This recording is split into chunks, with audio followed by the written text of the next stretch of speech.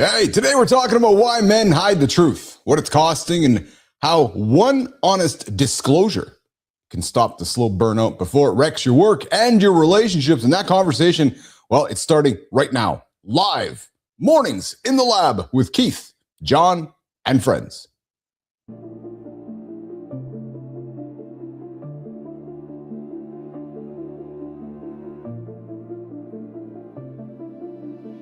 Welcome to Mornings in the Lab, where when something negative comes up. Building muscle improves blood flow.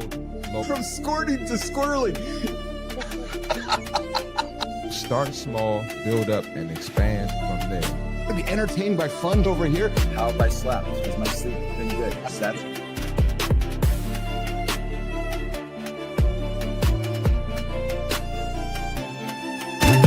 What doesn't come from breaking the rules, you guys?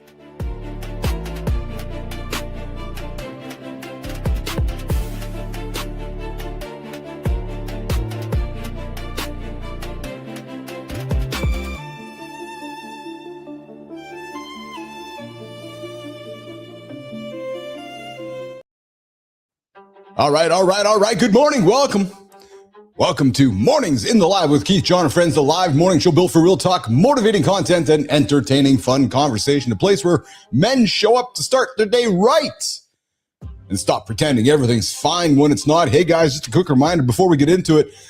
Hit that like, hit that subscribe, and drop the comment in the conversations. I see a Holroyd. Good morning, Adam Holroyd, the OG, the Mornings in the Lab OG with us first thing this morning. Good to have you out there, brother. This is a live conversational experience, and I want you part of this conversation. Yes, what's your opinion on aliens, guys? We're talking aliens today. Spielberg's leaning back into, remember Close Encounters of the 7,000th kind?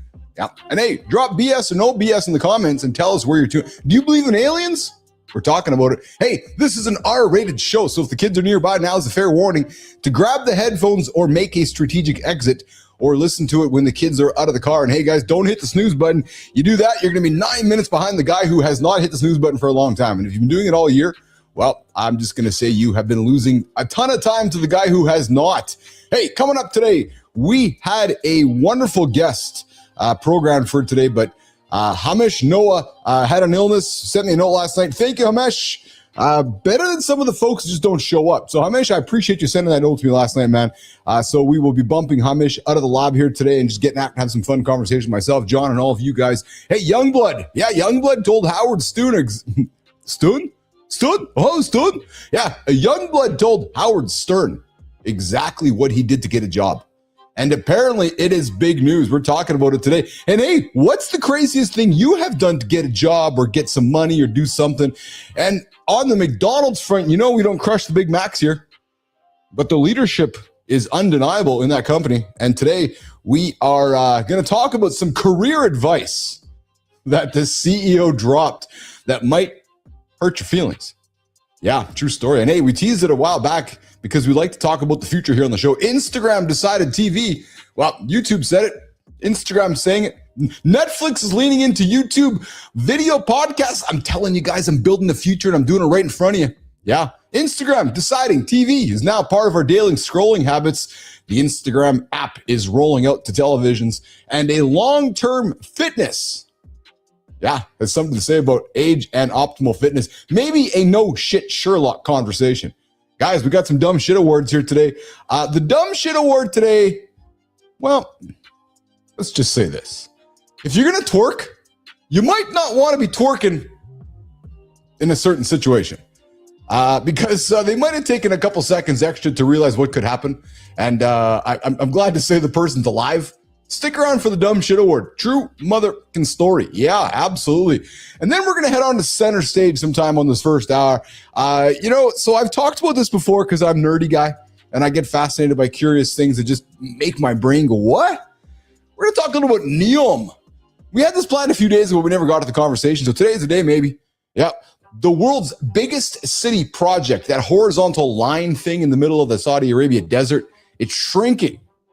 And maybe the reason why says a lot about ambition and reality. Oh, Melissa, did that say ambition? That's my word. I love the word ambition. Oh man, ambition. I'm going to talk about that with Andersen. Ambition is a word I don't think enough people lean into. I think people set their objectives, their goals too low. They're scared of that ambition word. Yeah, deep dive today's today the deep dive, top of the second hour. We're going to get into Spielberg's Disclosure Day, but not about what you think. Why men are terrified to reveal the truth. Have there been times in your life when you have been afraid to reveal the truth? To your own mirror, to your children, to your wife, to your parents? What's that like? And if you're wondering what the fuck these two have to do with each other, well, stick around, because we're going to bring them together and make you think twice about the things that you are hiding. And hey, it's that time of the year where if you are a divorced dad or a separated dad, you might have some emotions. I have experience. We're going to talk about it. Second hour. How co-parenting, how divorced dads keep the magic alive for their kids when life gets complicated and the calendar never cooperates. And then for Did You Know, we're going to talk about a story. Yeah, a story about one of the richest men alive. One of the richest men alive who tried to check out in his 40s. He's like, yeah, I'm done. I've made all my cash. I got one of the biggest yachts in the world. And then he realized it was the worst move he could make. And now he's back to work leading one of the biggest companies in the world. We're talking about it. And hey, Morning Focus. I'm going to break down 7 questions that expose bad leadership fast. Yes, we're having a leadership discussion, bottom of the second hour here on Mornings in the Lab with Keith, Jon, and friends. And of course, our very own Maya Reyes will join the show in the community corner. We're going to look at why being a zealot. I love that word. Neiman, where'd you get that word from? Zealot. It's fun. Not a lot of people use the word zealot. Is it zealot or zealot? Yeah. We're going to look back at why being a zealot kills connection. 5 zones of sex most men never reach. We need Brianna Bass for that one. And the 1 degree rule that quietly changes everything over time. So guys, grab that coffee, turn up the volume, and let's get into it, because you know what, nation? The morning loop, baby, it starts right now. Why is there a briefcase on my rooftop at 6 a.m.? Because it's Disclosure Day. You brought gloves. I hate how prepared you are. Chain of custody. Yesterday got weird. Is this purple toilet paper sealed like plutonium? Luxury restroom evidence. Handle with respect or regret. And a chart titled F-bomb landslide. Seriously? America won by a landslide. Even grandmas are out here saying ass with confidence. Next file says feelings, redacted. That is the real national secret. Men will confess to anything except lonely. Disclosure is not aliens. It is admitting you feel like an alien in the life you built. Imposter. Stamped TOP secret. Marriage needs full security clearance. No redactions, no black bars. Also, stop chewing the tape. Last tab. PAST incidents closed. That is self-forgiveness. Quit reopening the case just to convict yourself. Welcome back to the lab. We open files, not masks. Grab your coffee. Today, we disclose like grown men.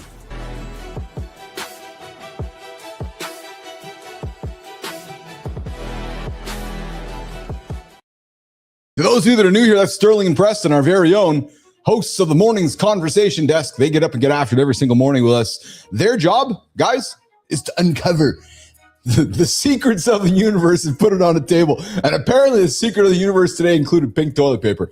Wonderful stuff happening this morning with Sterling and Preston and the entire Mornings in the Lab character universe that we are building live with you guys right here in the lab. Hey, it looks like we got another couple characters joining the community here in a couple days. Might be some folks leaning into today. It's funny, Melissa. I was talking to Krasky yesterday about Reed and Tess, and he looked at me and was like, maybe we need to add some other folks. I was like, yeah, right. Good comment. Hey, you guys can join the show with us live right now.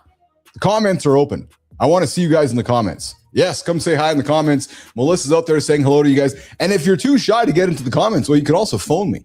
True story. 431-300-3005. There is not a morning show happening right now on the planet that gives you a 431-300-3005 phone where you can join the conversation with us today right now. True story. So pick up that phone, give us a call, or second hour, we'll open the phone lines up. But if you got the courage, come say hello and tell us what you're up to today, guys.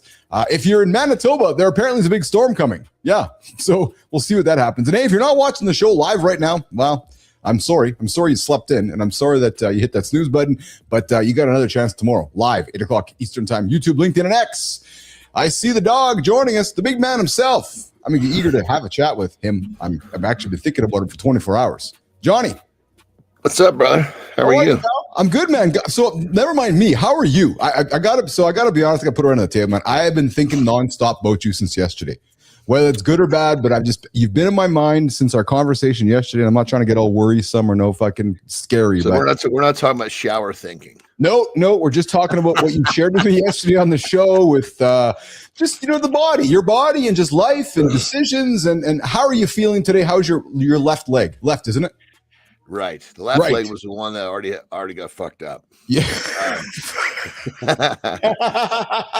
Thanks for the clarity. So I've been even asked this question. How are you? How are you feeling? How's your leg? How did you interrogate after it, actually? I'd say I'm neutral today. Yesterday was kind of it was a trippy day, man. I know what I could tell. I could tell it was. As I started moving through the day, I was having like these fucking deja vus of because I went through like, I mean, when the first time it happened, I should have had the surgery much earlier, but I was working on some shit and I was like, I got to finish this, I've invested too much energy in this. By the time I was done, man, I was like, my leg was, I could take 5 steps and my whole foot would just be dead asleep. No shit. So, yeah. The last week before surgery, I pretty much stayed off my feet as much as I could. Yeah. So yesterday I just found myself, because it was slowly just, I could feel it start to slowly go to sleep in my little toes. That's where it starts. And so I remember when I would get that feeling years ago. Yeah. I was always looking to put my foot up. Like here's an example. Like Terry we were kind of giggling about it, but at the same time, it was kind of freaked me out. Yeah. We might be in the fucking bank standing at the teller, Yes. Yeah. I would just fucking kick my left leg up on the fucking counter. Of course. There was no, I either that or I was going to fucking lay on the floor. One of the two had to happen right there. Oh yeah. So, because the pain in that nerve was so fucking brutal. And by laying on my back or flipping my leg up on a counter, it would basically give me a little relief. It would stop the pinch. So I found myself yesterday putting my foot up. I was like, holy God, I really need to figure this shit out. I'm not doing that again. No shit. So, but the good parts, here's the good part. So, I started kind of wrapping my brain around all this. I was like, all right, dude, it's time to fucking do what you do. One of the things that I realized is that, which is really fucking cool. Yeah. So of course, prepare for the worst, expect the best. Yes. I wasn't even fucking realizing that our neighbor lives right over here at the lake, who he did Terry's shoulder. Remember what? that? I was going to ask you about him today. I was going to say to you, why don't you go see your doctor next door? This has been on my mind for 24 the hours. Crazy part is he used to do shoulders. He's a spine surgeon now. Oh. Which is even fucking, so he was doing, kind of like old hat for Terry. Yeah. So the good news, if I do have to have a fucking surgery, my neighbor will fucking do it, which makes me feel a lot better. So let's get to the end of the conversation. What's the worst case with this? I hate to ask it, but I have to, because it's been in my brain since yesterday. Yeah. I'd have to have another back surgery. And then the result of that would be, what would it's not a result, but what would the goal be of that, Johnny? Like, what's the goal of that? Okay, so surgery. Okay, so what would it would be? The goal of that surgery would be to relieve the pressure on the nerve. Okay, I see. That nerve's got some pressure on it. Okay, and then the other parts of it. So the other good part of yesterday is I realized that I figured out very clearly that the angle of my pelvic is what's pinching or not. Well, yeah, really. Yeah, so like it crazy. So the way you're standing, you're sitting. The way I'm sitting right now it's not creating any pressure. If I was sitting in a different way, all of a sudden I would just start to feel my little toes start to tingle. Even when I'm walking. So crazy enough, it's like one of the silver linings is like, as we realize, okay, shit, you got to be upright. You got to be chest up. You got to be butt back. Even when we're sleeping, we set the fucking bed to have lumbar support. Okay. Right? Yeah. So it's actually the silver lining is this is going to retrain my posture, because that was one of the things that, as I got older, Terry's like, honey, I know that you don't know this, but you're starting to you get up from your desk and you don't really stand all the way up. You kind of stay bent over just a little bit. Oh, You know? Yeah. well, And and it's interesting because as we age, naturally our posture starts to lean, don't we, Johnny? Like just as human beings, right? Isn't that what happens? 100%. And then keep in mind, and then if your back is real fucking sore, Yes. it actually feels good to be a little forward Of versus course. standing up.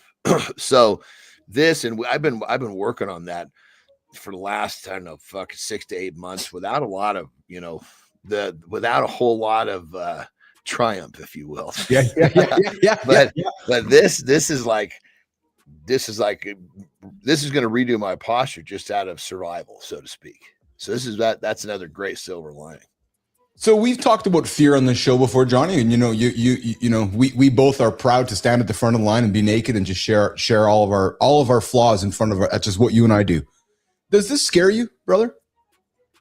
Oh, Or hold on. Or does it frustrate you because you're like, fuck? Because it's like frustrating because you know it and you're like, man, and it's more of a frustration instead of a fear. Can we talk about that? Yeah, for sure. I mean, yesterday, like when I found myself kicking my foot up, Yeah. I was fucking honest, man. There was a couple times where I fucking had some tears. I was like, holy shit, dude. Can I be honest with you? I had tears this morning in the shower, and not goofiness, not a weird way. But it's been bugging me, man. That's why I asked this question, because it's kind of scared me. I saw you yesterday, and I think of you as invincible. I just do. So when you're sharing this shit, I'm like, fuck, man. That's why I'm asking these questions, because I care and there's love here. And here's the other reason. There's guys out there that aren't having these kind of conversations that are leaning in, going, holy fuck, these guys are talking about this right now. And we are talking about this right now because there's brothers and there's friends out there that, and it's funny because this is the day we're talking about disclosure, the stuff that men hide. Steven Spielberg got a movie coming out that you and I grew up with, and it's kind of leaning back into Close Encounters of the Third Kind, but it's about disclosure day. And I wanted to take that away and kind of turn it and talk about the stuff that sometimes we hide. So I thank you for sharing with me that yesterday you had some of those emotions, because I can believe that you did. I can believe that. And the good thing about them was it was kind of deja vu. Like I said, it was like, holy shit, I remember, and I don't want to go back to that spot. So it was, of course there was that moment of, oh my God. And then as soon as you kind of pull up your panties, you're like, okay, this is the fucking motor I needed to say, we're going to fucking get this job done. And we're going to start studying right now. It's interesting to hear what you just said, because you know what I leaned into? I actually said the word out loud to myself this morning. I said, okay, I got to lean into some stoicism.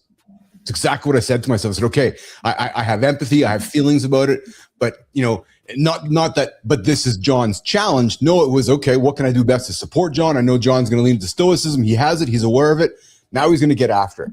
And it's like isolating it, analyzing it, putting over here, knowing it's there, and then working to solve the problem instead of just lamenting and crying and belly aching and bitching about it. I'm not trying to be at lack of empathy about it, but it's just, instead of going, wow, fuck, why is me? That's why I said to you yesterday, man, I really admire your appreciation for what you've accomplished and those things that have gone on in your life that may have contributed to some of this right now, and you have awareness about it and you don't bitch about it. I've known enough people that bitch about their own problems from the past and they don't fucking take responsibility and accountability for it. It's everybody else's problem but theirs.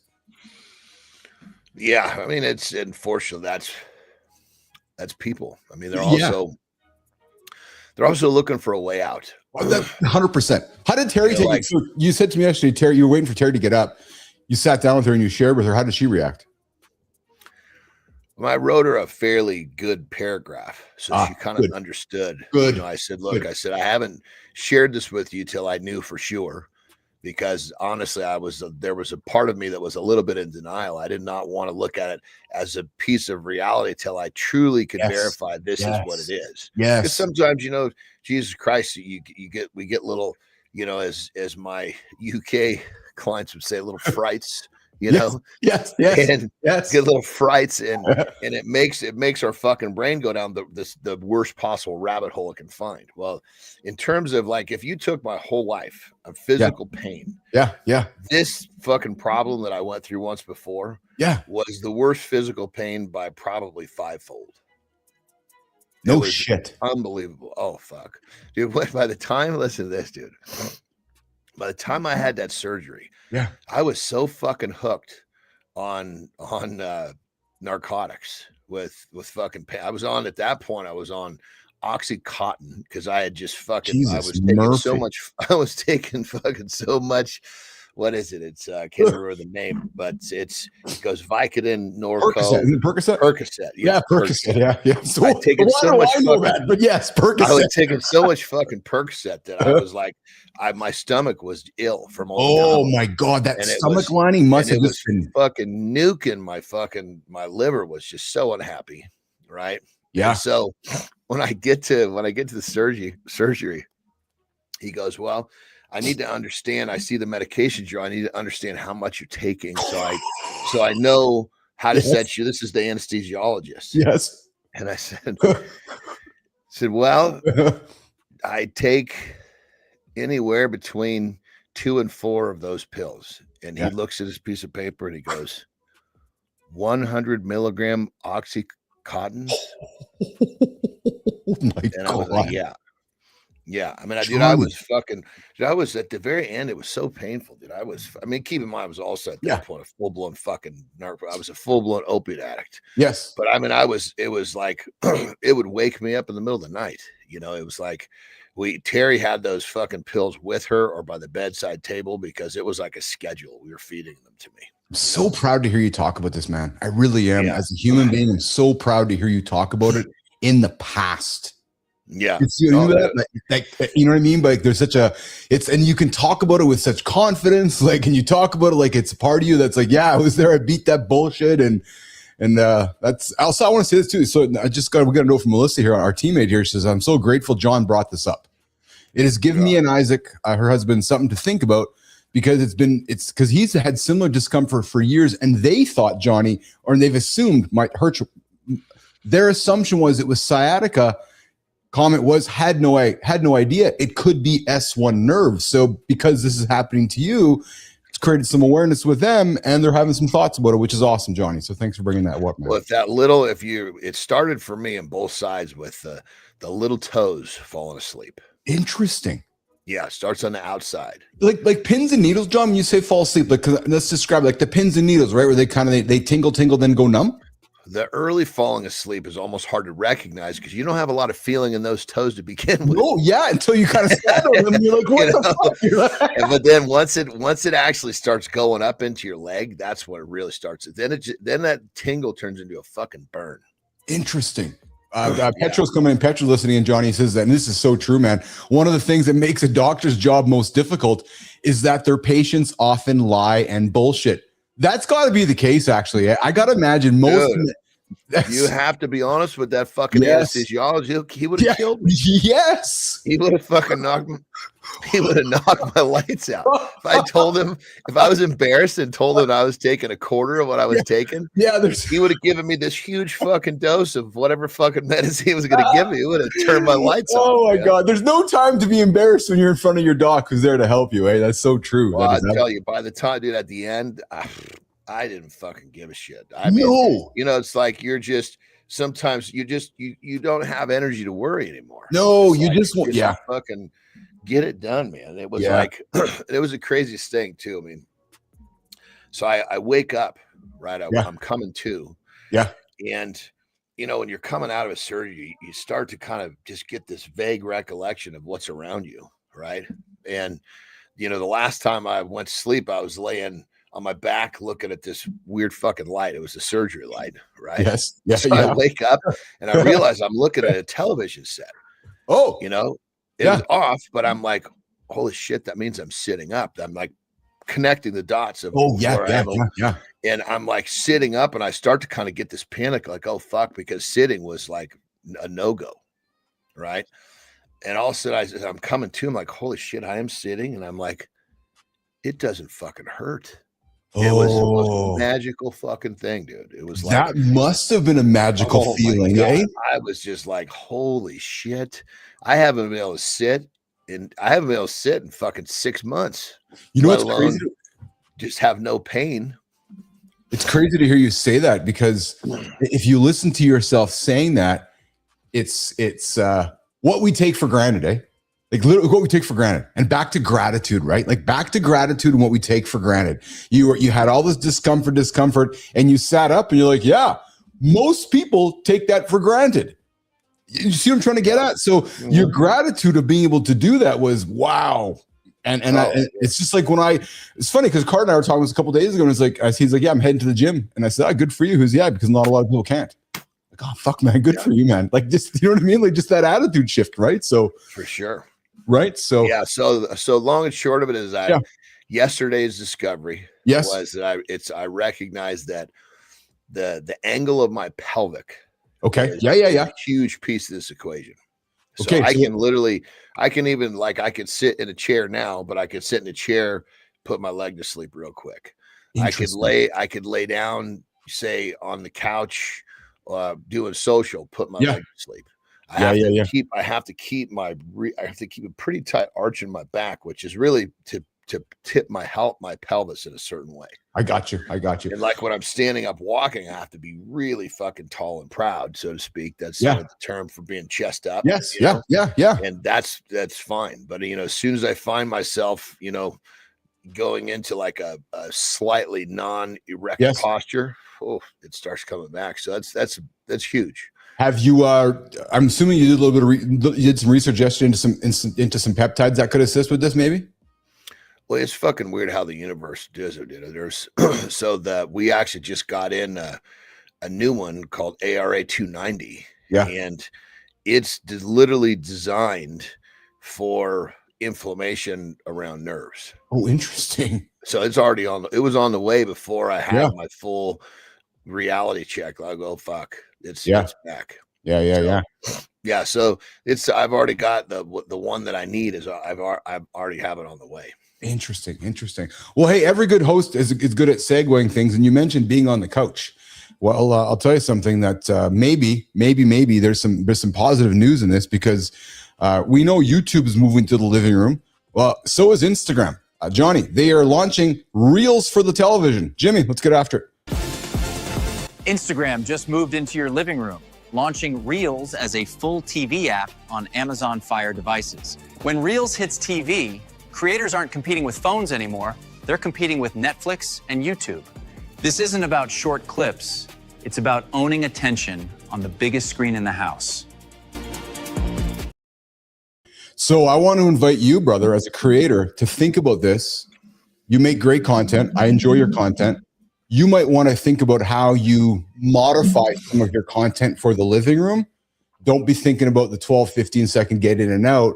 You might find, and I'm serious here, because of your content and what you teach, there's definitely some opportunities for you to lean into teaching people while they're in a relaxed state in their living room. And I'm serious.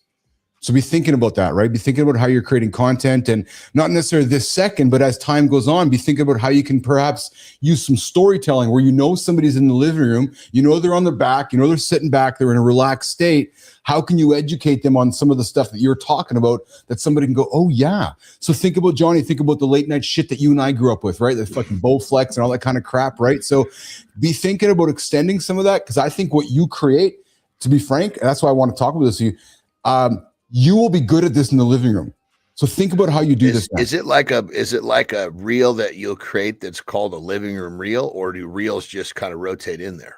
Great question. So the app they've launched the app, first of all, for Fire TV. I imagine it's coming for the other platforms next. But what they're doing is they're curating reels and then putting them in the app so they'll be displayed in the living room. So no, it's not a different reel. It's the same reel, but they're going to curate them and they're going to put them on the app and they'll be displayed in the living room. Right. So it's what you're doing, but more of. But how I'm reading between the lines is be thinking about, you have an opportunity to engage with somebody a bit longer now. It's not just a quick hit. Yeah, for sure. Right. Yeah. So because I know this is from Instagram. From Instagram, you're saying? Yeah, it is. Yeah. God damn. Those I got to be so careful with what I say with these dudes now. Is that right, eh? Seriously? Oh my God. Well, dude, watch it. Look at some of my latest videos. The only reason you know what I'm talking about is because you know what I'm talking about. Oh, yeah. Did you notice that? You know what? Now that you say that, yeah. It's like if I sent you a text and I said, "Hey, yes. Keith, let me tell you about this hooker last night," right? And then I call you in 5 minutes. I text you. Yes. When I get on the phone with you, we're not going to talk about the hooker. We know what we're talking about. I enjoy your content. That's what I was like. So, but do you see? Are you? If you look back, I mean, do you hear me fucking use any specific names anymore? No. They'll come give me a swat on the fucking chin real quick. You know what? Here's an idea for you to consider. Maybe there's a ways you can weave in some AI character storytelling with you in that. I'm just thinking out loud, literally thinking out loud on the spot with you right now. Right? You know how we have Frankie and Tommy? Maybe it's like a Frankie, some kind of character interacting with John, where that guy says something that should. I don't know. I'm just spitballing with you right now, but the reality is, and listen, I'm banging on this, man, because this is part of our future.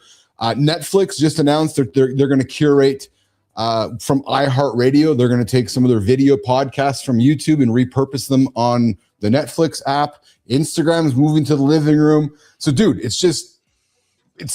you could just see it. Social media is it's basically more media. Popular than fucking TV. It's just media, Johnny. It's actually media. It's just a matter of watching this shit on your television now. That's absolutely all it is, 100%. And you know the best way, it's funny because I was looking at this yesterday. So we got Threads, the Instagram app, then you have X.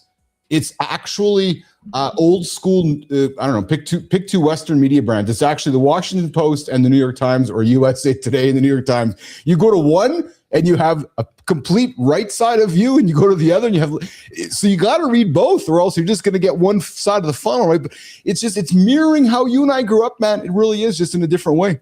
I'll tell you something which is good too. You're going to love this one. You're going to love this one because I loved it and I put it out here. So I'm here to talk about McDonald's, Johnny, but not what you think. Not the Big Mac shit. Jimmy, get this one ready, man. The McDonald's CEO, Chris Kempczinski, he said something yesterday that may hurt a lot of people's feelings. I love what he said. Jimmy? The McDonald's CEO just said something most people don't want to hear.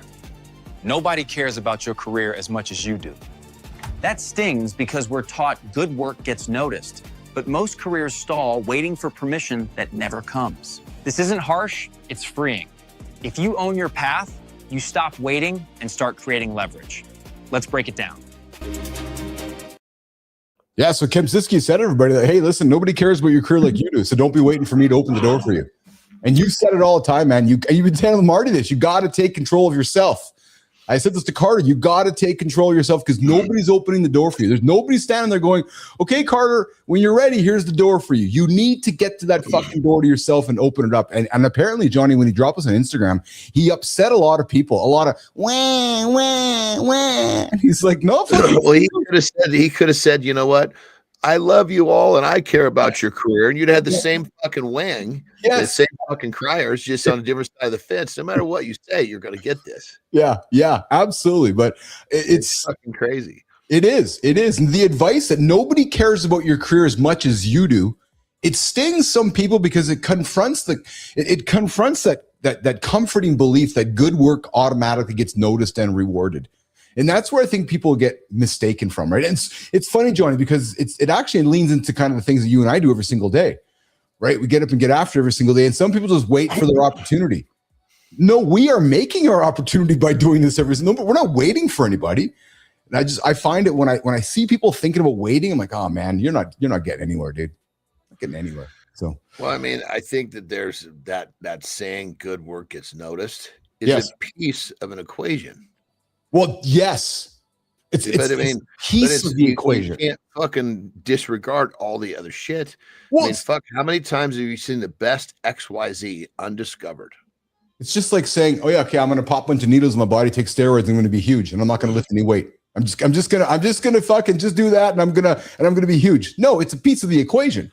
You got to eat, you got to sleep. There's a lot of pieces, man. And that's the thing, dude. But I'll tell you, and this is funny because this relates to a headline that I put on the table here today. I do not expect you to know who Youngblud is. Maybe you do. Do you know who Youngblud, the artist, is?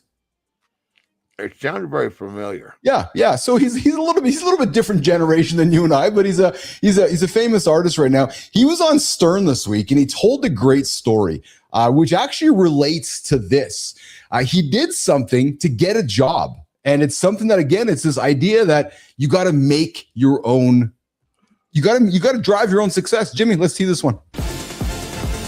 An 8-hour elevator standoff didn't look professional, but it worked. This story kills the myth that sales success starts with polish. Everyone wants the perfect pitch deck, but sometimes the real skill is staying annoying long enough that no becomes yes.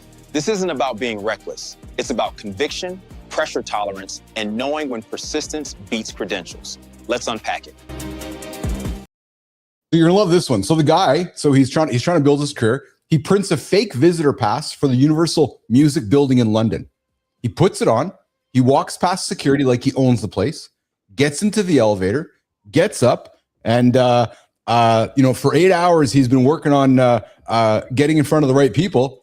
And then he does. He gets in front of the right people, and he talks to folks, and he unveils an opportunity. But it's because he got up, went after it, and he just made some assumptions that nobody would stop him. But I love that it's just like, yeah, here's what I'm doing. Well, what was the term for the good-looking boy that was most searched? What was it called? Femboy. Yeah, he used his femboy looks. Yes. He leveraged something he had. I mean, there's no question. I mean, those pictures that were up, he got himself all, positioned in a certain way where it would make sense for him to walk right by a security guard. But here's what he did then. While in the elevator, so this relates to even a story that happened here in Manitoba that I want to tell you about just through guerrilla marketing. So while in the elevator, he kept asking questions of people if they heard of Youngblud, this up and coming artist. I kept asking questions like, no, who's this guy? And he kept asking questions. He basically created demand for himself. So that's the Evel Knievel story. Yes. Yeah. That's exactly what he did. He created his own hype by calling all these fucking he kept calling casinos going, hey, that's exactly. I love Evel Knievel there. But next thing you know, by the time he called these places back, they're like, fuck, we've heard this name so many times. We better book him. There's a local retailer here in Winnipeg, Johnny, and about 30 years ago, they launched these nice this apparel. It had flags on it and everything. And started by some University of Manitoba students here. What they did is they started calling local retailers and saying, hey, do you guys have any at Mondetta? No, what's that? And they kept calling and asking over weeks. And then the other brother went back to those same stores and said, yeah, we're from Mondetta. Would you guys like to buy some product? People have been calling about this nonstop. Yes, we'd love to carry your product. So they created this fake demand, and then he created a line for himself. Yes. Nobody wants to be the first in line. No, I thought that was awesome, man. I thought that was pretty cool. So good on Youngblood for getting himself in there, which I thought was cool. Hey, I got something for you. So that was him. That was Youngblood. Yeah, that was Youngblood. Yeah. That's how we got it. I'd heard the name, but I would not have picked him out. That's for sure. Yeah, that's how he got his career started by getting in the elevator and making his way into a situation that others would not do. Hey, physical fitness. It apparently peaks at a certain age. And maybe this is a no shit Sherlock department. Sterling Preston, what's this one all about? There's a Swedish study is telling us something. A 47-year study just confirmed something uncomfortable. Physical fitness peaks around 35, then starts declining. Most guys hear that and think it's over, but the data actually says effort later still buys you years of strength. The peak isn't the point. Slowing the decline is. And that changes how men should train after 35. All right, Petro, ears up on this one. We got a study, Johnny, a 47-year longitudinal study tracking several hundred Swedes pinpointed when physical ability 47 years. That's a fucking commitment. That is a fucking commitment. Jesus Christ. That's probably more than one generation of people who are observing this. Yeah. So they pinpointed when physical ability begins its inevitable decline, and it's age 35, regardless of how much a person exercises. The research published today in the journal. One more time. Say that one more time. Yeah. It pinpointed that when physical ability begins its inevitable decline, it's age 35. Regardless of how much a person exercises. So let me get into it. So this research published in the Journal of Psychasia, Sarcopenia, and Muscle offers fresh insight into how the human body changes across adulthood. Now, this study followed. So I don't know if this is a flaw or not, and I'd be asking Petro on this one, but it's not the largest study. It's about 430 individuals, born in 1958, and they tested their fitness and strength at ages 16, 34, 52, and 63. And the researchers found, John, that maximal aerobic capacity and muscular endurance peaked between 26 and 36 in both men and women. And then after that, the decline began gradually at 0.3 to 0.6% per year. By 63, participants had lost 30 to 48% of their physical capacity. Thoughts? I mean, there's no question, as I put it, we start off shitting in our pants. Yeah, and we finish up shitting in our pants. Yes. There's no question that there's an apex here. Yes. But that apex is different for everybody, number one. Absolutely correct. I was a solid 4 or 5. I was like a 4-year late bloomer. And okay. My peak showed up 5 years later in my athletic performance. Interesting. So when I was I was actually in many cases men have their peak performance way earlier than 35. Yes. But either way, I agree with the study that there's a curve here, but it's going to be really difficult to make it that blanket. Now, if we're just talking about people that are living their lives, that's one thing, because the stimulus is going to be fairly similar, going to work, going home, but assuming they all have a desk job, let's say.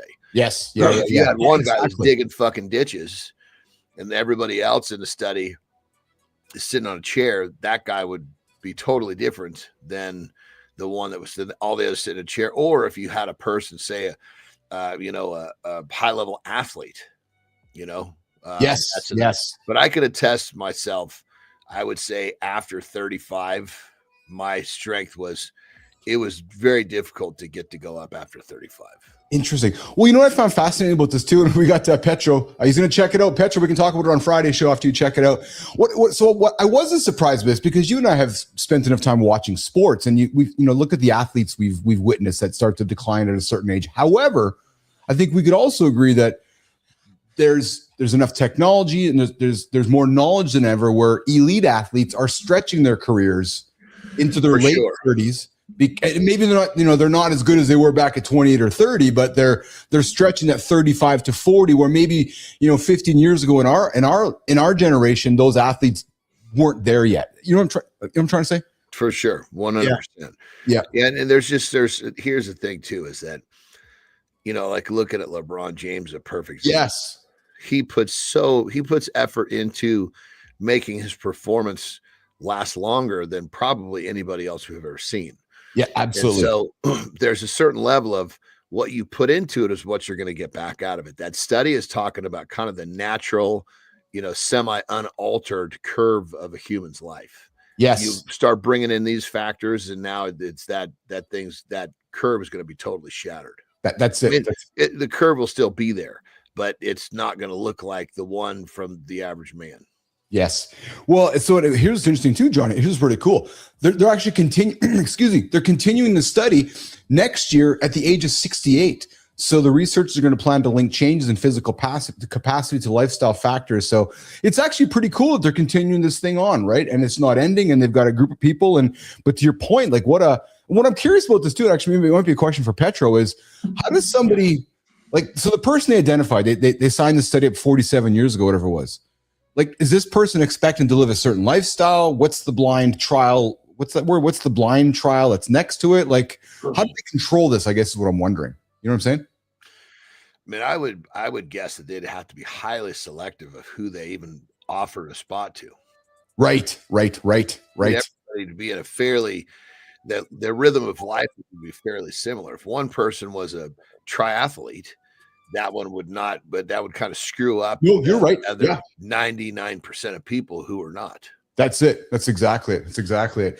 I'll tell you what's exactly it. So I've joked about what I drive for a living, and I drive a Jeep and I drive a little Tesla, and but I've often wondered that. So I joke with people that if I drove a truck, you drive a Jeep. Yes. You look at your Tesla. Yes, under the plastic. Thank you. That was supposed to flip over you, actually. So here's me getting into my truck, Johnny.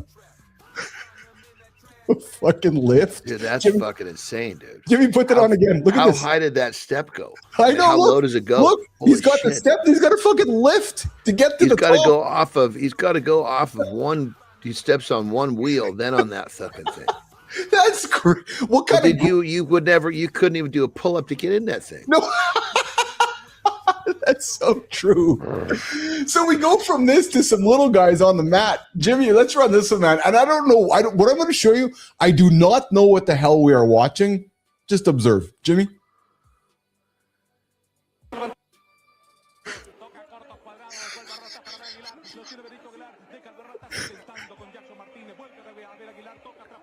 Look at just down on his butt and back up, dude. I have no clue what the hell that was, but a couple dudes playing soccer somewhere on the planet, and just those are like ultra little guys.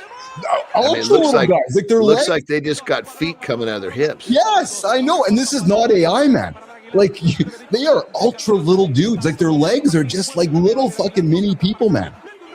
Well, I'm guessing that's somewhere like Mexico or one of those places where soccer is crazy, because they definitely, you know, they clearly look like they're soccer fiends, which would lend itself to one of those countries. And for some reason, it seems like there's a lot of like when I spent a lot of time in Mexico City, there was a lot of these little guys running around. Really? Yeah. Interesting. Hey, we're going to do center stage on Neom here in a couple minutes, but before we do that, Good Time dropped a video for me earlier this week that we didn't get to, and it's a little bit of a debate. I know your point of view on this, but it's actually interesting to hear this guy talk about it, whether it is strength or mental that is most important. Jimmy, let's run this one. Physical strength. Physical strength. Mental strength is downstream from it. I think mental first. I think mental strength is the number one issue in the world right now. I think we need to make our young people mentally stronger. They're all gym bunnies. I don't disagree. They're all gym bunnies. They're all piling the weights on, but they don't have it up here. I think that most people are neither. I think that most people have atrophied physically and mentally. And I think that the easiest change that you can do, trying to think your way out of overthinking is like trying to sniff your way out of a cocaine addiction. And you can't really change the mind with the mind. You have to change it with the body first. So going for a walk will do way more for your mood than sitting and thinking about and vacillating about whatever's dealing with you. If I had the choice between a good night's sleep or a hard training session, I would go to the gym, because the difference in my mood before and after the gym is way more than before and after a night's sleep. So I don't disagree. The two work simpatico together. But for me, if you do not have a physical practice of some kind and you're struggling with mental health, you need to look at the physical side before you look at the mental side. That is the foundation. That's the raw materials of what your mentality is going to grow out of. Johnny, agree? Disagree? Well, I think that number one, the mental strength is everything. Yes. And physical strength obviously is great, but I think in what he was alluding to, and I think it's just has to be understood that you developing physical strength is actually going to, if you're doing it properly, that's going to help you develop the mental strength. Does that make sense? Think of the training as like a tool to develop that mental strength. Yes. Now, if you're training, but keep in mind, to do that, you've really got to be the intent of really, really pushing yourself, because the idea of dealing with overcoming adversity is what helps develop that mental strength. If you're just a guy that likes to go in and screw around and see how much he can lift once in a while, that's not doing any good. No. Yeah. I thought it was interesting because I believe that mental is first as well. Like I do believe that. I've always said that I need to be mentally strong and emotionally strong for me to be physically strong. Like if my heart's broken because something's happening with you or my relationship, I'm probably going to struggle to get to the gym and have a good lift. I just because I know myself. I know once I get there, that dopamine release will make me feel good. But it's interesting because there is that push and pull. They have to work in complement, don't they? Yeah, I mean, I try to remind myself and clients and anybody who runs from the shit that makes them feel good because they're having a tough day, that they're looking at it all wrong. You got to run to it. This is the stuff's you do this because it makes you feel better. That's it. Why, when you feel poorly, do you run from what makes you feel better? That's it. Like if someone generally speaking, if someone has a headache, they run towards some sort of a medication to take their headache away. Yes. Well, why the fuck? The gym is like your medicine. Yes. So run to it. But I think the main thing that has to be understood here is the mental strength is the key. The going to the gym should be viewed upon as a tool to develop that mental strength. Maybe actually, John, maybe here's something to throw at you, brother. Maybe we're looking at this all wrong. Maybe there's a third component that we've forgotten about. Maybe actually what's first is not mental or physical strength, it's actually discipline. Hear me out. You're on the money, brother.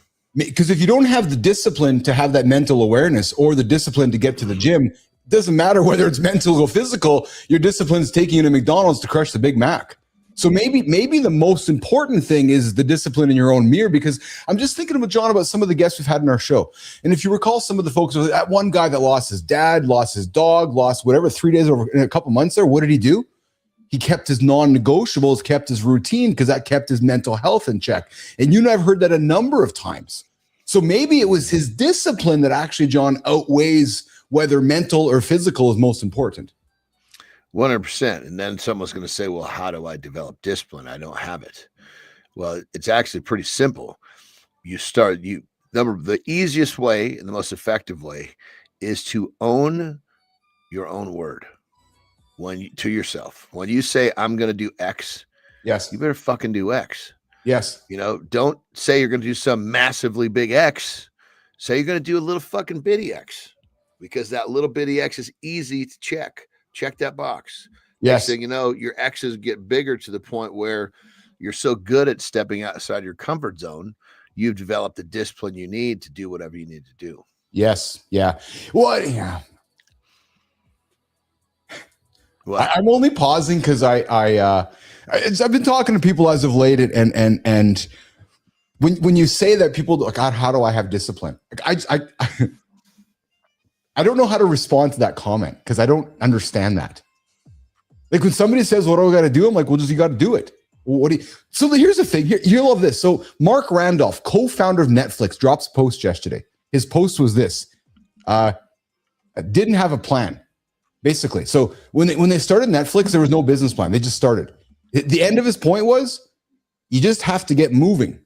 And I said the same thing. If I would have been sitting for 2 years thinking about doing a morning show, well, we never would have met. We never would have been. So I just started it. We started moving. There's no plan. And now the plan's coming to life. So it's back to discipline. You want discipline? Start fucking moving. Like, just start moving in a direction. And it might not even be the right direction. Just get up and start moving.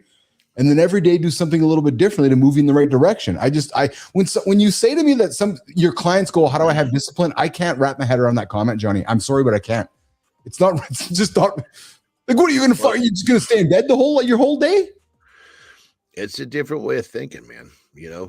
I mean, like, I'm trying to think of, like when I was young and starting businesses, I remember like, I would just fucking basically, I would create whatever little I needed to actually try to sell what I was trying to sell. And I would try to go sell it. And if I could sell it, then I would, okay, well, fuck, you better create this because you just sold it. Well, that seems pretty obvious to me. Well, that's the point, though. I mean, because you just fucking, okay, this is what I'm going to do. For me to do it, like when I was, perfect example, when I started my painting company. Yeah. Right? Yeah. I created cards. I created a contract because obviously if I was going to sell it, I needed both of those in my hand. Yes. And I went and I started fucking going door to door and putting fucking flyers all over the place. And I knew in my mind what I would do when I got a job, but I hadn't fucking done any of that yet. And then once I fucking sold one, got the fucking collected a deposit, got the customer to sign the dotted line, I went and fucking started hustling. I went and bought a little fucking truck, went and fucking hired somebody to fucking help me get this done. Versus I bought the truck, I'd done the insurance. No. Hold on. You took some time to set up your LLC first. I'm joking. Back in those days. I know. Like, that would have been like a $5,000 investment, Well, totally.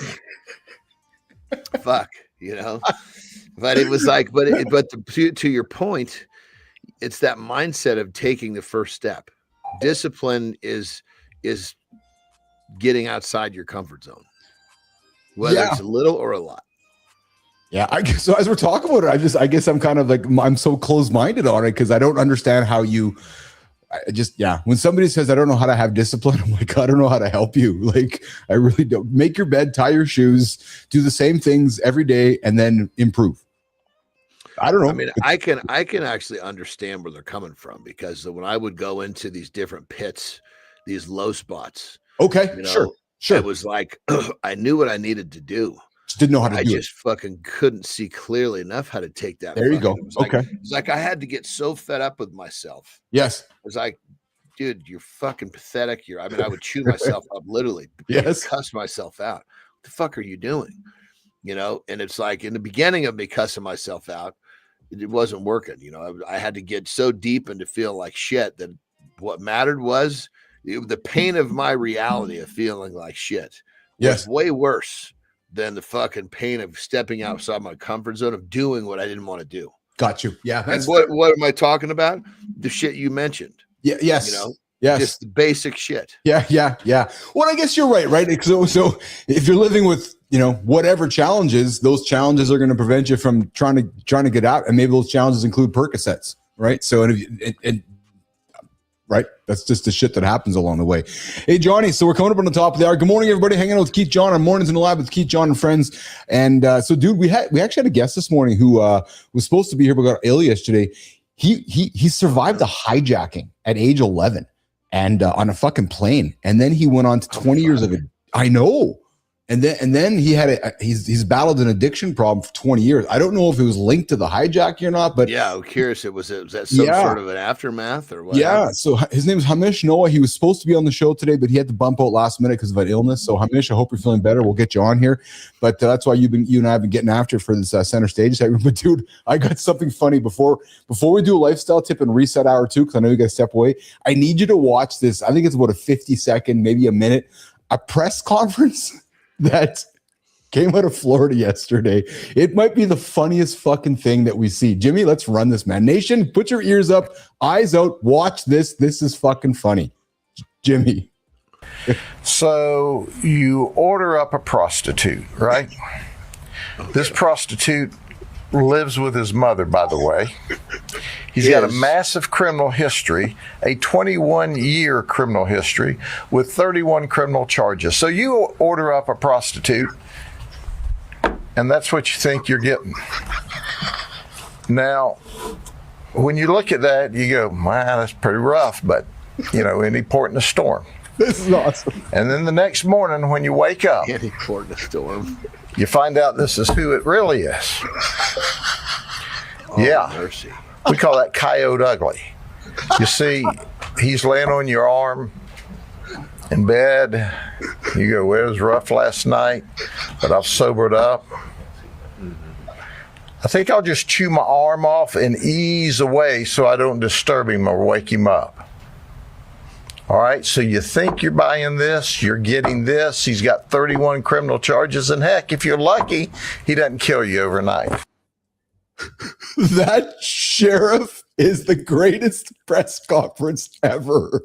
Telling the story about you order this and you wake up and this is here and you got to chew your arm off. Like, dude, that's like one of those fucking stories where you go through the Taco Bell drive-thru and you think you order a bean burrito and somebody took a fucking dump in there. That's like taking a bite of somebody's fucking turd that was in your bean burrito. I mean, holy Christ. Oh my God. I saw that. And I just, the way that the sheriff just articulates today, it's like, so you order a prostitute and you're living at your mom's house and you get this, and then you wake up and this is what you get. Like that's just maybe only in Florida. I don't know. I thought it was pretty funny. All right. I never understood the prostitute thing. I feel like I'm hard pressed to think about one of my buddies who hasn't fucking ordered a prostitute. Yeah. I'm like, I've never fucking, there's no, to me, it's just kind of like, I don't know. It's like, so it's hard to argue with you because the working out and overcoming the adversity to get the big muscles is what makes the big muscles worth something. Well, and it's the magic. You've said it before, isn't it? The magic of the catch, right? It's right. It's like fishing, right? So could you imagine going fishing and you just put your rod in the water and it showed up? There's no joy in that, is there? Well, dude, that's like, you know what that's called, fishing in the fucking Safeway, fish department. I love it. You know what I mean? You're buying something. You're buying something that's already killed and packaged. Yes. Yeah, absolutely. Hey, I made this statement. We're going to do a lifestyle tip here in a quick second here, and then do an hour or two reset. I made this statement a couple weeks ago. You mentioned prostitution, Johnny. I think there's something to be said, and I'm regretful for saying this, but the price of human intimacy is going up. And if you think about OnlyFans and some of the platforms that have monetized basically the digital side of prostitution with these AI models and AI content, having a real human is going to I'm going to suggest over the next 2 or 3 years, we're probably going to see more physical prostitution, perhaps more escort services, because it's so easy to get digital porn and so easy to get digital models that aren't real, that men are going to be like, oh, wait a minute, I want the real human. And I think we're going to see a change in society over the next few years where there's a luxury placed on human touch. Yeah. I mean, dude, I know it's changing. Right in front of us, man. Right in front of us. All right. The lifestyle tip of Jon Andersen, and then John, sneak away for a quick little pee break, and we'll come back and wrap up the next 25 minutes together. Jimmy, let's do the lifestyle tip.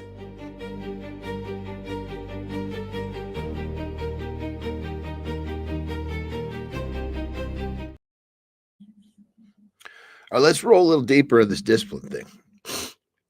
Some of you guys are having difficulty with working out or doing exercise. It's like you have a hard time getting started, or you get started, then you fall off and you can't get started again. Well, let's talk about some concepts that will make it easier for you to keep the ball rolling, because keeping the ball rolling is the key. It doesn't make a difference if you're, rolling a ball 10 feet or 10 yards or 10 miles. As long as you continue to keep it rolling, it's easier to stay in the game. So let's just say you've fallen off, right?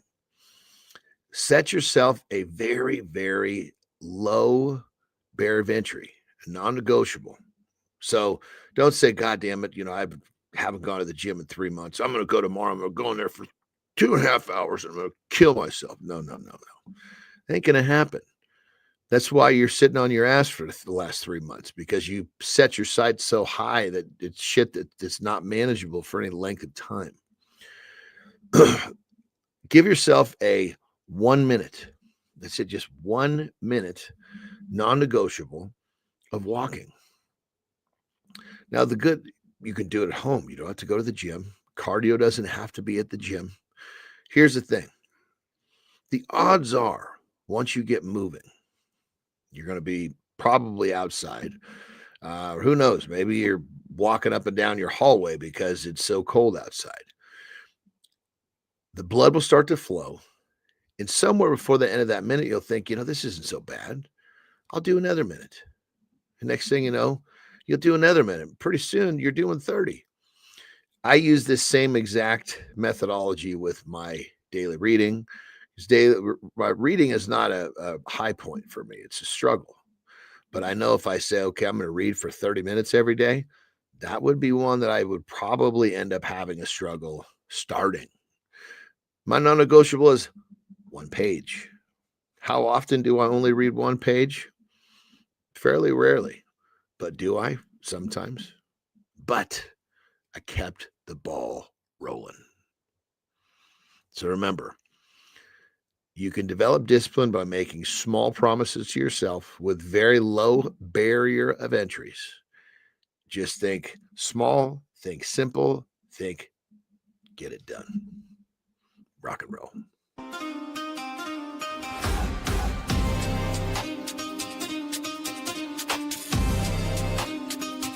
Good morning. Welcome back to hour 2 of Mornings in the Lab with Keith, John, and friends. I see you guys all tuning in on X. Good to have you guys out there. Good to have you on YouTube, and good to have you on LinkedIn as well, guys. Hey, we are your daily morning accountability partner, here to help you start your day right with momentum and positive energy. Hey, if you're just tuning in, where the hell have you been? We've been getting up and getting after for the last hour and having a lot of fun conversations. So far, we've looked at everything from an 8-hour standoff just to land a job. Yes, Youngblud spent some time in an elevator, He told a great story with Howard Stern. We leaned into it in the first hour, but how he landed a job. True story. To executives openly admitting that the truth usually isn't motivational but painful. The McDonald's CEO dropped something that's going to piss a lot of you people off. Go back and listen to that one. And we touched how the body changes whether you like it or not. What age does your body max out? We talked about that in the first hour, guys, 35. And we proved once again that the internet will always find new ways to surprise you, especially when basketball nets are involved. Yeah, we're going to talk about that coming up in the second hour here, teasing that. We saw a little soccer match with some little people on the floor, and we got into Keith getting into his truck. What the hell am I talking about? I invite you to go back, check out the first hour of Mornings in the Lab with Keith, Jon, and friends. Hey, coming up, guys, second hour. This hour is about disclosure, not about aliens, not sci-fi, but the kind of truth that men avoid because it threatens the image that they've built.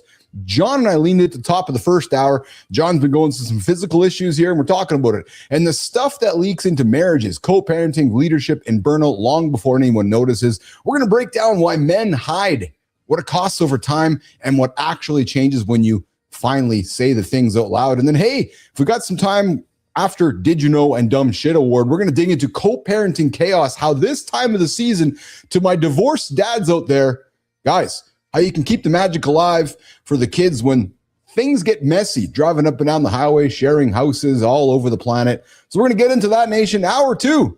Well, guys, Jimmy, Melissa, everybody in the nation, it starts right now. I fucking swear, guys, if the government can hide aliens for 80 years, I can hide my emotional breakdown until Thursday. This is why Frankie's on the roof with binoculars. Aliens are easier than admitting he's miserable and confused. Watch it. He may be confused, but miserable. And that right there is the joke. Men would rather believe in UFOs than say, I'm not okay in the life I built. Yeah, because aliens won't ask why your marriage feels cold or why success still feels fake as hell. Disclosure scares men because it means admitting the truth isn't out there. It's the voice you keep muting every morning. Keith, Jon, let's talk about imposter syndrome, relationships, and self-forgiveness. The floor is yours, boys.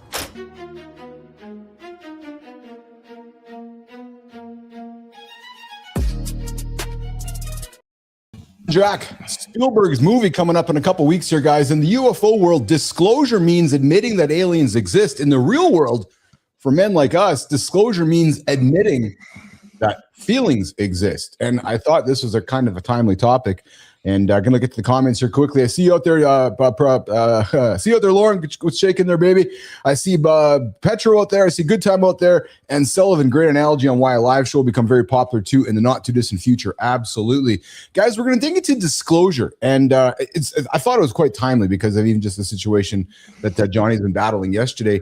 But I thought we could talk a little bit about why men don't talk, why men don't share feelings, why men just do not disclose, and how perhaps you and I, Jon, through our conversation today, could maybe encourage somebody to walk to the front of the line, talk to their wife, talk to their kids, talk to their colleagues about maybe something that they're hiding. I know I'll start it, brother. I know there's been times in my life where I was scared to talk about things that I would hide stuff. Right. And I'm not talking about stuff that was like put me in jail or like or breaking trust, but just things like how I'm feeling about certain things. I want to go back to yesterday because I was watching you, man, my brother, and I could see that you were, your word, spiraling, and not my word, but I can see that you were a little out of sorts. Somewhere, perhaps it's because you have such a wonderful relationship with your wife, you knew that you had to have a chat with her and disclose.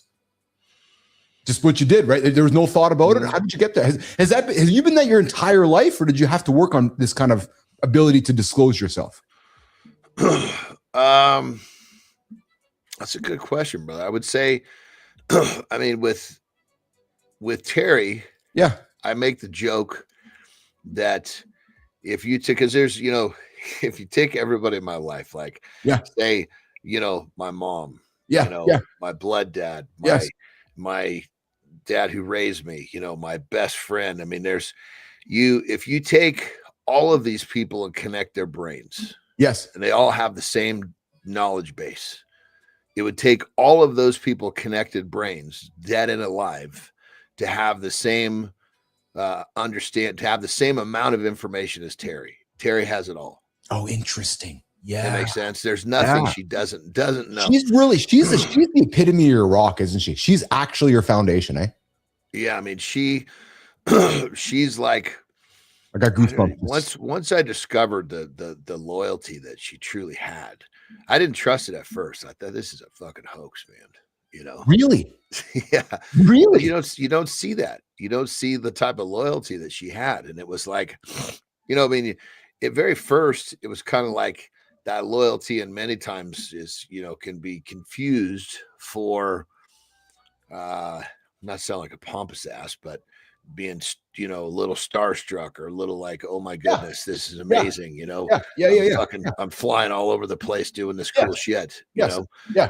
But when that fucking wore off, it was still there. So I 100%. I admire that you use that word loyalty. I didn't think about that. I love the loyalty of my wife. I can tell it. I can feel it. I can sense it.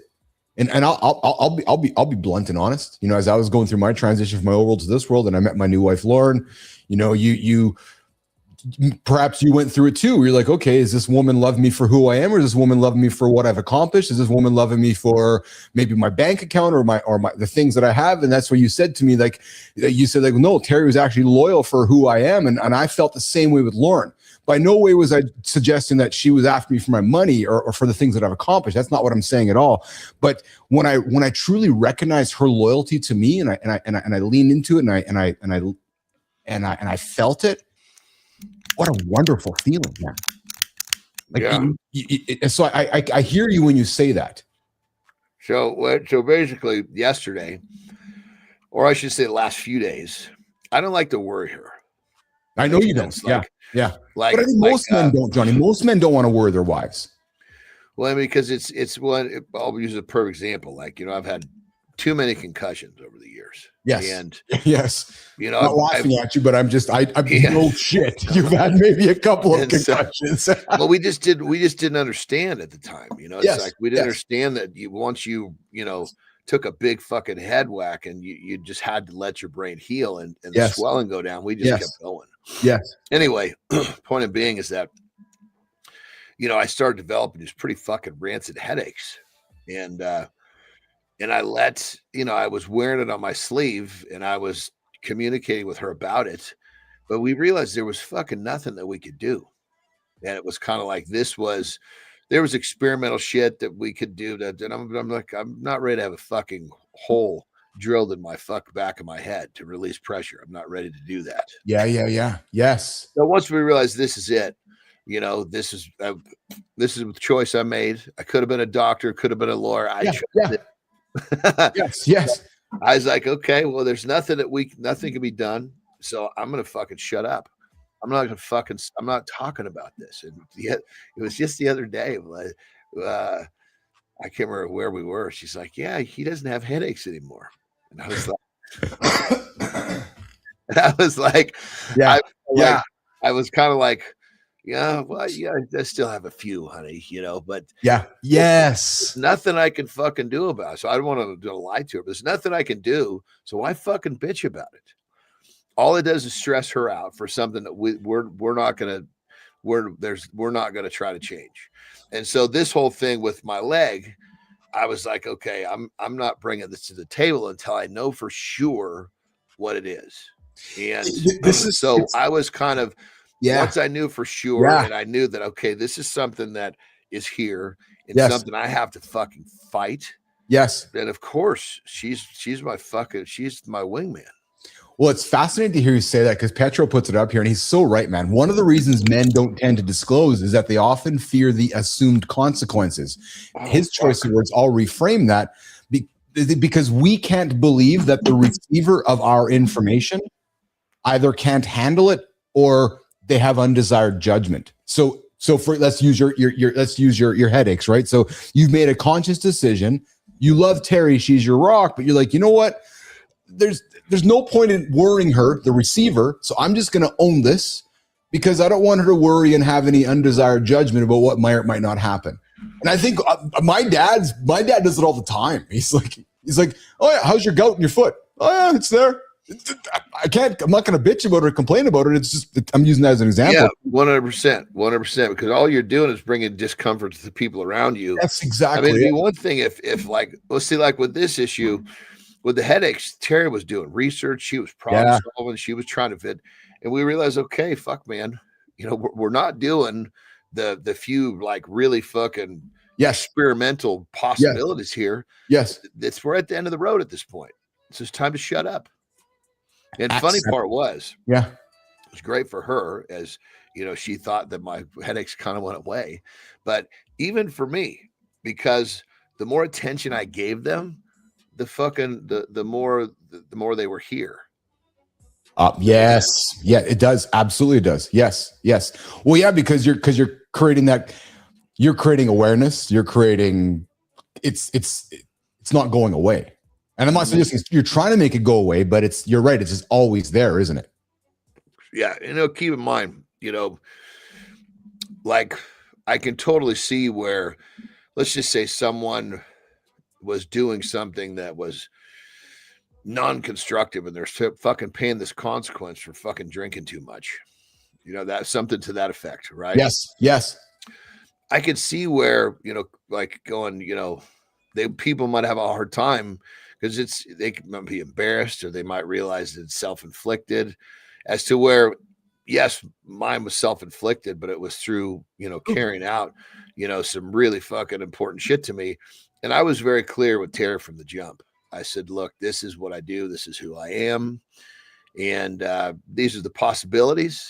And if you're good with that, let's see if this works. And she was good with it. And so to answer your question, once I knew that it was what I didn't want it to be, I was okay. You know, it's time to bring her into the fold so we can attack this, because I mean, we're a fucking team. If I'm all fucked up, so is she. Yes, exactly. Guys, Spielberg movies are always about fearing the unknown. You think about it, right? Men have anxiety because we try to control the unknown. We think if we just make more money or get bigger muscles, we're going to be safe. But the true mental health is admitting, I don't know what comes next. And that's okay. It's accepting it. And that's self-forgiveness. As a dad, as a husband, and as a leader, our job isn't to hide the truth to protect the people. Our job is to be strong enough to handle the truth. Welcome to the Dumb Shit Award, live from the MCN building. Tonight's nominee fought gravity. International category, no passport, just bad judgment. TMZ drops a night court, crowd cheering like it's Game 7. And someone picked the rim as a dance floor. Climbs up, flips upside down, starts celebrating. Backboard bending like it's begging, crowd still filming. Then the whole rig gives up. Pole snaps, hoop folds, reality cashes in. Phones down, panic up, everyone remembers safety. No trophy, just lessons ignored. For reckless decisions with an audience, you earn today's Dumb Shit Award. That's the verdict. Till the next story.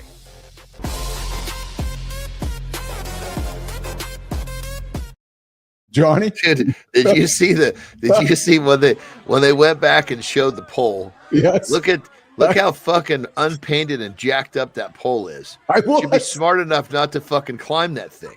It's like climbing a rotten fucking tree that's dead. Dude, it was like in the ground, like fucking 2 inches. Well, and even look at how like it's not maintained. I know. It hasn't been painted in fucking decades. Yes. Look at the bottom of the pole. I know. Wait till they go down, right? Yeah.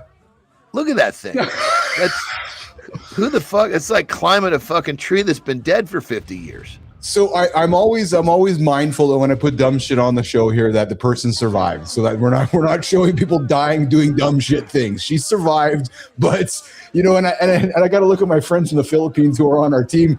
You Filipino friends, man, stay off the fucking basketball nets and stop twerking, because that's what happens. Is that where they are? Yeah, that's at a Philippine celebration. So I don't know if that's maybe Jimmy's family. Maybe I'm not too sure if that was. Dude, that thing just went, dude. No, maybe that was Jimmy in drag, Melissa. That was Jimmy getting up there just shaking his ass, and that's exactly what happened along the way. Oh my God. Okay, listen, I got one more topic I want to throw on the table for us quickly before you rock and roll, and because I know you come from a home where you had a stepdad, and you had and I want to talk about kind of what happened around the holiday season, because I've gone through my old journey in life, and I'm way past that. I don't spend a lot of time digging into it. But what I do want to talk about is there's some guys or some dads that are coming into a holiday season, John, that are divorced or separate, and they're having to fucking manage kids and manage the emotions of it all. And I can speak about the experience of it, and I suspect you can as well as a young man. Jimmy, let's run this clip so Keith and John can get into it. We're less than 10 days from Christmas, and half the dads watching are about to treat the schedule like war. That's the first mistake. Trying to win the calendar turns you into the guy your kids tense up around. Guys count minutes like it's a hostage deal, then act shocked when the handoff is icy and the kids notice. Magic isn't December 25. It's your energy. Show up bitter or performative, and the whole house feels it. That empty house silence makes you want to buy love, but kids can smell desperation like gasoline. Run the holiday like leadership, not therapy. Clear logistics, calm tone, and one new tradition that's yours. Keith, you've been through this yourself. What advice do you have for divorced dads?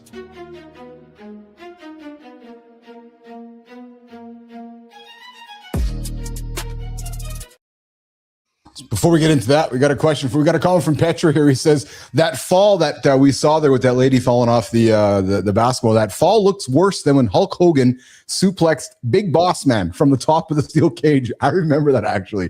That was crazy. And then, that has to be hard on parents. It is good time. Absolutely. Johnny, let's talk about it, man. So you grew up, you talked openly that your mom and dad split as a young man. Do you remember the holiday season and how difficult it was for you as a child, or was it difficult, or did your mom and your stepdad do a good job of making it comfortable with you guys with some new traditions? I mean, I don't even remember. My blood dad fucking left when I was 2 months. Yes, that's right. Yes. Yeah. I mean, it was it was, I don't know if I ever told you that how that whole thing went down, kind of a side note, but when my mom got pregnant, yes, he basically gave her an ultimatum. What? He said, him or me. What? Yeah. Dude. Yeah. And she's like, oh, well, of course she didn't want to give me up. She's like, oh, once he's here, he'll stay. 2 months. Fuck. Yeah. I didn't actually find out about it until I was about 21. That's about the right age for me to find out. Okay. Yeah. Yeah. So I don't even remember. I remember very little of him when I was young and Christmas time, because I was always with my mom. But then when my stepdad, my dad who raised me, I mean, he was truly the difference. Your dad. Yeah. Your dad. Yes. Yeah. Yeah. That was a whole different experience, because now, we were just in a better environment. Mom had the ability to buy things, whereas before we're just kind of I didn't really remember because I was too young, but it just kind of piecing things together. Like, for example, before she got remarried, I remember eating soup almost every night. No shit. Because we didn't have much to eat. Yes. Yeah, but I was still but again, when Christmas for me has always been a great time. My mom has always made sure that it's been a wonderful time, and that's awesome. Yeah, I mean, it was and I think even like when I went through it, obviously I've got a daughter. Yeah. And I wasn't married. Yeah. And all of a sudden it's like, I don't know. I guess I looked at, there wasn't a huge issue because her mom and I were, that was never a thing like, oh my God, that's the one that got away. I was like, thank God that one left, Laughing with you, not at you. Well, and at the time, I mean, it was like, it was just a rough time. I mean, she was probably feeling the same way. Gotcha. Yeah. Anyway, but so when I had Tay, it was just like this. I just viewed it as like this fucking gift for Christmas. Oh yeah. It was just, I don't know. There was just something about it. And the bond that we had from the time she was little was pretty amazing. That's awesome. That's awesome. So Good Time just comes in and says, I didn't know this. So Charlie, thanks for sharing this with us. He says, Johnny, my dad left at 4 months. So, you guys have, it's crazy, man, how we build this show in this community. And there's so many similarities among some of our members, man. It just fascinates me, right? Because we talk. It totally. It's because once you actually lay it on the table, other people feel comfortable to step forward and talk about themselves too. And that's what we're all about. Johnny, my dad grew up in a house that his parents divorced. So you can imagine, right? So back in the 40s, my dad's dad left, right? So, my dad was a young man and was raised in a divorced household because his dad left. And back in then, I don't think that was a very common thing. But for this conversation, I think that the simple advice that I would offer any man that's maybe going through this or listening to us would be focus on yourself, focus on the kids, and start creating new traditions. I know that, as Lauren and I, blended our families over the Christmas time, it was blending traditions, it was starting new ones. And it was Johnny, and I think you said it because you didn't say the word, but I heard just in the way you were speaking, your mom put a lot of love around the holiday season for your family, didn't she? And that's one thing that, because I openly admit I struggle with this kind of holiday season stuff, but the love that Lauren puts out there for the kids and for the family and the blended family, it creates new traditions, it creates new ideas, and it's not about erasing the past, it's about creating new and I think making it comfortable for the kids and everything. Yeah, I mean, it's the holidays are fucking nowadays. It's tricky, dude. You have to enter this whole time realizing that, okay, the energy in the fucking universe is going to do this to just about everybody. Yes. I need to make sure that I'm on the other side of that coin.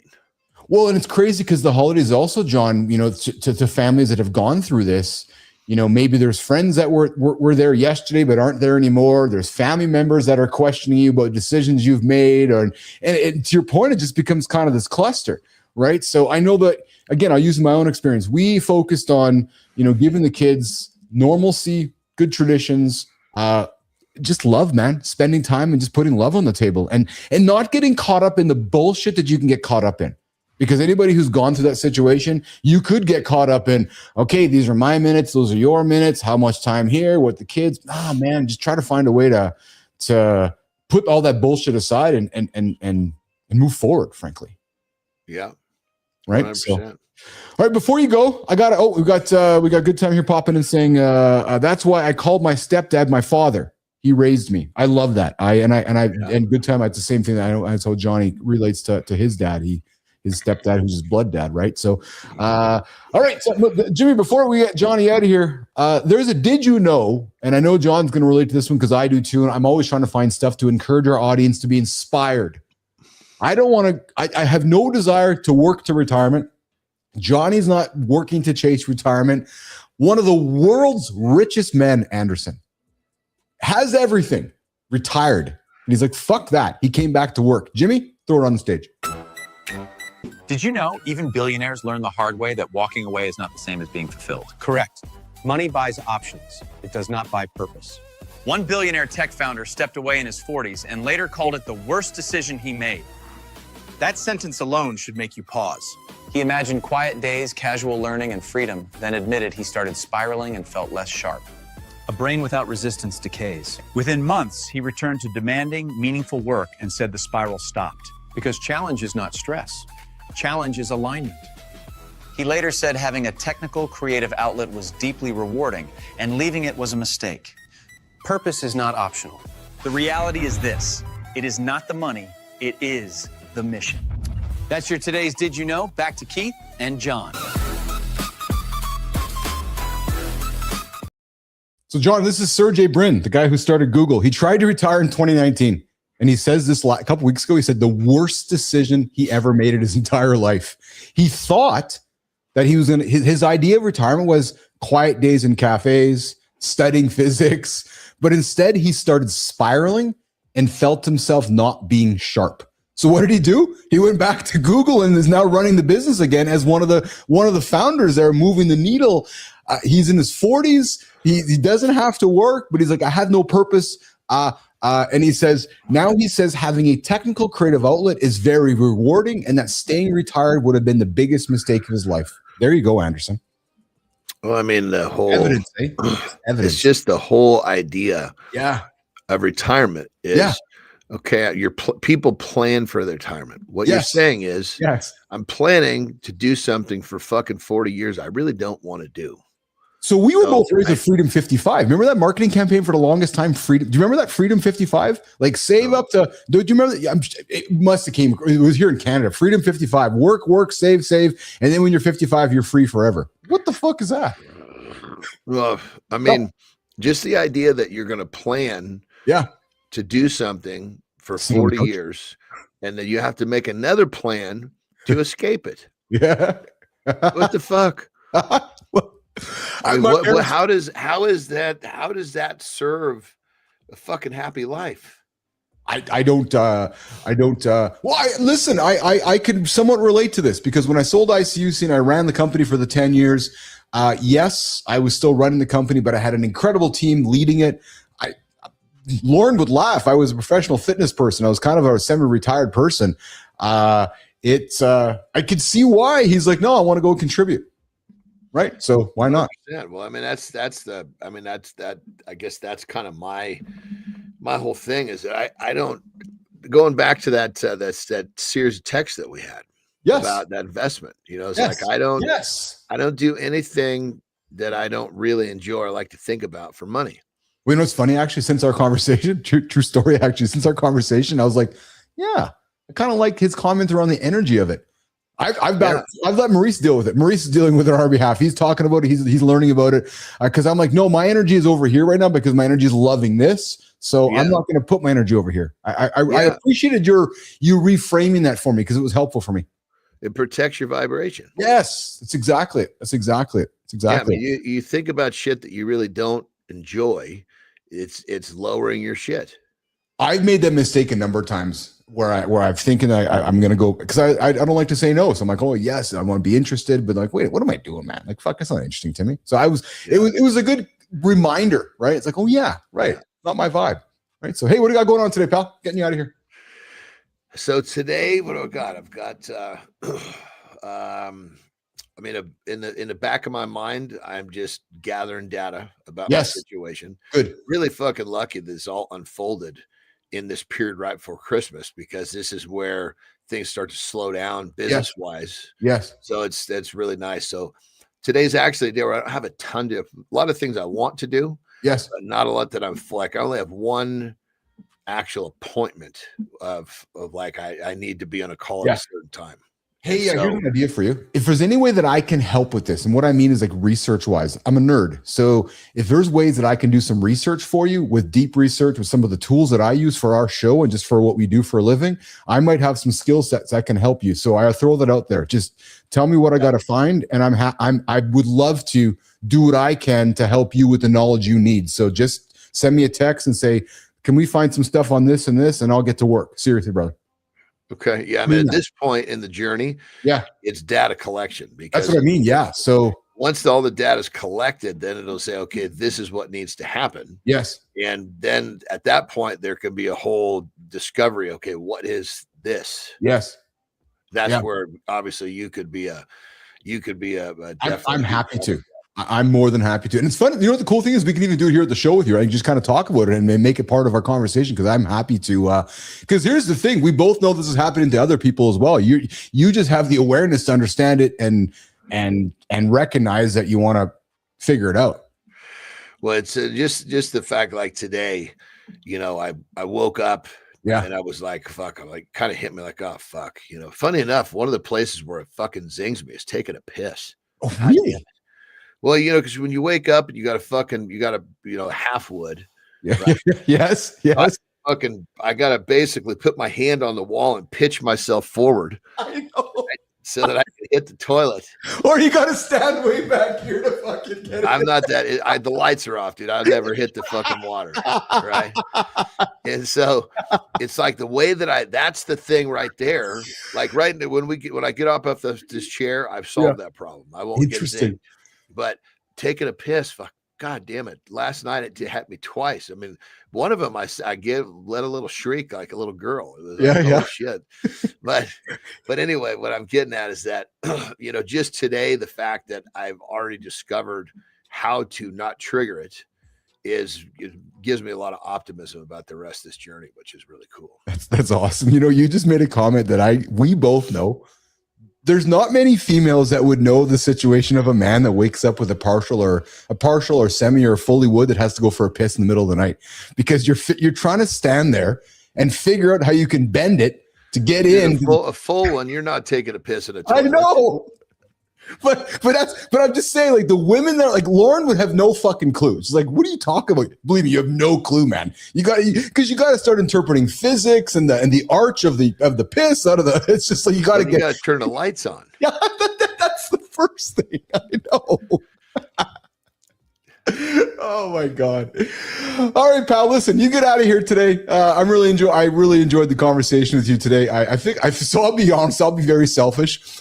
I feel like I needed to have this day with you because of yesterday, and I was like, oh man, I just was loaded with empathy, and I just needed to have a conversation with you today. So I'm well, you know what I always say, you know, like when people sometimes see me go through a struggle, I always make the joke, say, look, I don't cry for me, you know, and I appreciate the empathy, but just realize this. Number one is my choice, and number two, I'm going to be whooping ass. I just got to gather the data. I need to understand what my opponent is going to be hitting me with, so I can start taking care of this problem. And don't mistake, it's not tears, it's love. And it's when you see somebody you love going through something, you want to do what you can to help. That's just, it's what we do when we love someone, right? It's okay. So I got a brother who's hurting right now, and you're like, okay, so if it's hurting him, it's hurting me. So I'm like, okay, right. So that's just how it works. Before you go, Petrocelli says, that is an art, as in having a piss in the middle of the night with the semi or the hard or the whatever fractional wood. Yes, that is absolutely art. You know what's fucking cool about, dude, the lake house is that it literally, the bathrooms, two of the bathrooms have doors, the master being one of them, where you could literally walk right outside because the hot tub's there. It's designed to basically go. You don't have to go like in through the house. Yes. So if I have to, you can just go right out that fucking door and take a piss in the fucking dirt. Oh, dude, I'm all over that. 100%. Yes, that's absolutely thing. Had you ever considered installing a urinal in your house? You know, I had a buddy of mine that did that. You know, and I don't know. I just didn't like the look of it. Yeah, me too. I don't know if I could have a urinal because they seem kind of dirty. You know, I mean, if it was in like a fucking like a man cave setting, yes, but not in the not in the I agree with you. It just didn't seem very clean. Yeah, yeah, exactly. All right, brother. Good times. Buddy has one. He's like, my buddy has one. That's awesome. Yeah. I know some people do put urinals in their house, but not for me. I'm happy with our toilets, our 5 or 6 toilets we have in the house here. So, all right, Andersen, I had a lot of love, man. A lot of fun here today. Great conversations as always. A great show as always. As you leave, I got a conversation for the audience about the 7 questions that expose bad leadership. Then we got the community corner. Then I'm out of here for the day too. That's it, baby. Have an amazing loop, my brother. See you too, brother. Take care. All right, join us out of here, Jimmy. Boom, boom, boom. Good morning, everybody. Welcome back to Mornings in the Lab with Keith, John, and friends. John's out of here. My brother from another mother. If you guys missed the first 100 minutes of the show, I welcome you to go back to it. We've had an exceptional conversation on the show here today. It's been a lot of fun. Eddie Van Halen, Kathy Holt B1F. What's going on, Kathy? Where are you joining us from this morning? You are tuning in right now to Mornings in the Lab with Keith, John, and friends. And actually, Kathy, you showed up and it's just Keith here. John and friends, well, John just left. And friends, and friend who was supposed to be here today had an illness. So it's actually Mornings in the Lab left with Keith right now, and Sterling and Preston and Jimmy and Melissa and the entire community aside here in the Mornings in the Lab community. Jacksonville, Florida. What's shaking, Kathy? I'd love to have you here. How did you find the show, Kathy? I'm thinking you stumbled across it on YouTube, and I'm glad that you are here on the show with us here today. If you are new to us, we are a morning show that gets after it live, 8 o'clock Eastern time, right here on YouTube, over there on X, and over there on LinkedIn as well. So I'm really grateful that you are here today. We got Melissa jumping with a comment from our dad's conversation. I've had nothing but assholes for stepdads. I'm sorry to hear that, Melissa. Here's the good news: is that that's all gone, and I know you got a wonderful man in your life right now, which is somebody I know you have madly in love with. Hey, how were those burgers yesterday, Neiman? I've been thinking about those as well. We got, and Kathy says, I am from Jacksonville. Yes. Oh, hey, awesome. That's awesome, Kathy. Thanks for joining us here today. All right, Jimmy, listen, I got a conversation around leadership that I want to put on the table that I thought was quite interesting, and I want to have it with all of you right now. Jimmy, let's get it started, man. The 7 questions that expose bad leadership right now. Mornings. And If you're the guy who fixes everything at work, there's a real chance your team secretly hates you. Not because you're mean, because every time you jump in, you quietly tell them, I don't trust you. And now you're exhausted, they're passive, and somehow you're shocked this keeps happening every quarter. Congrats, you didn't build leaders. You built dependence with Slack accounts and anxiety. Here's the part nobody likes.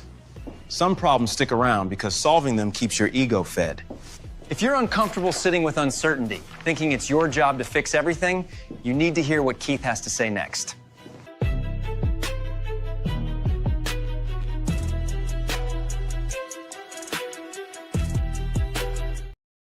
Neiman crushing burgers with her husband yesterday. She said,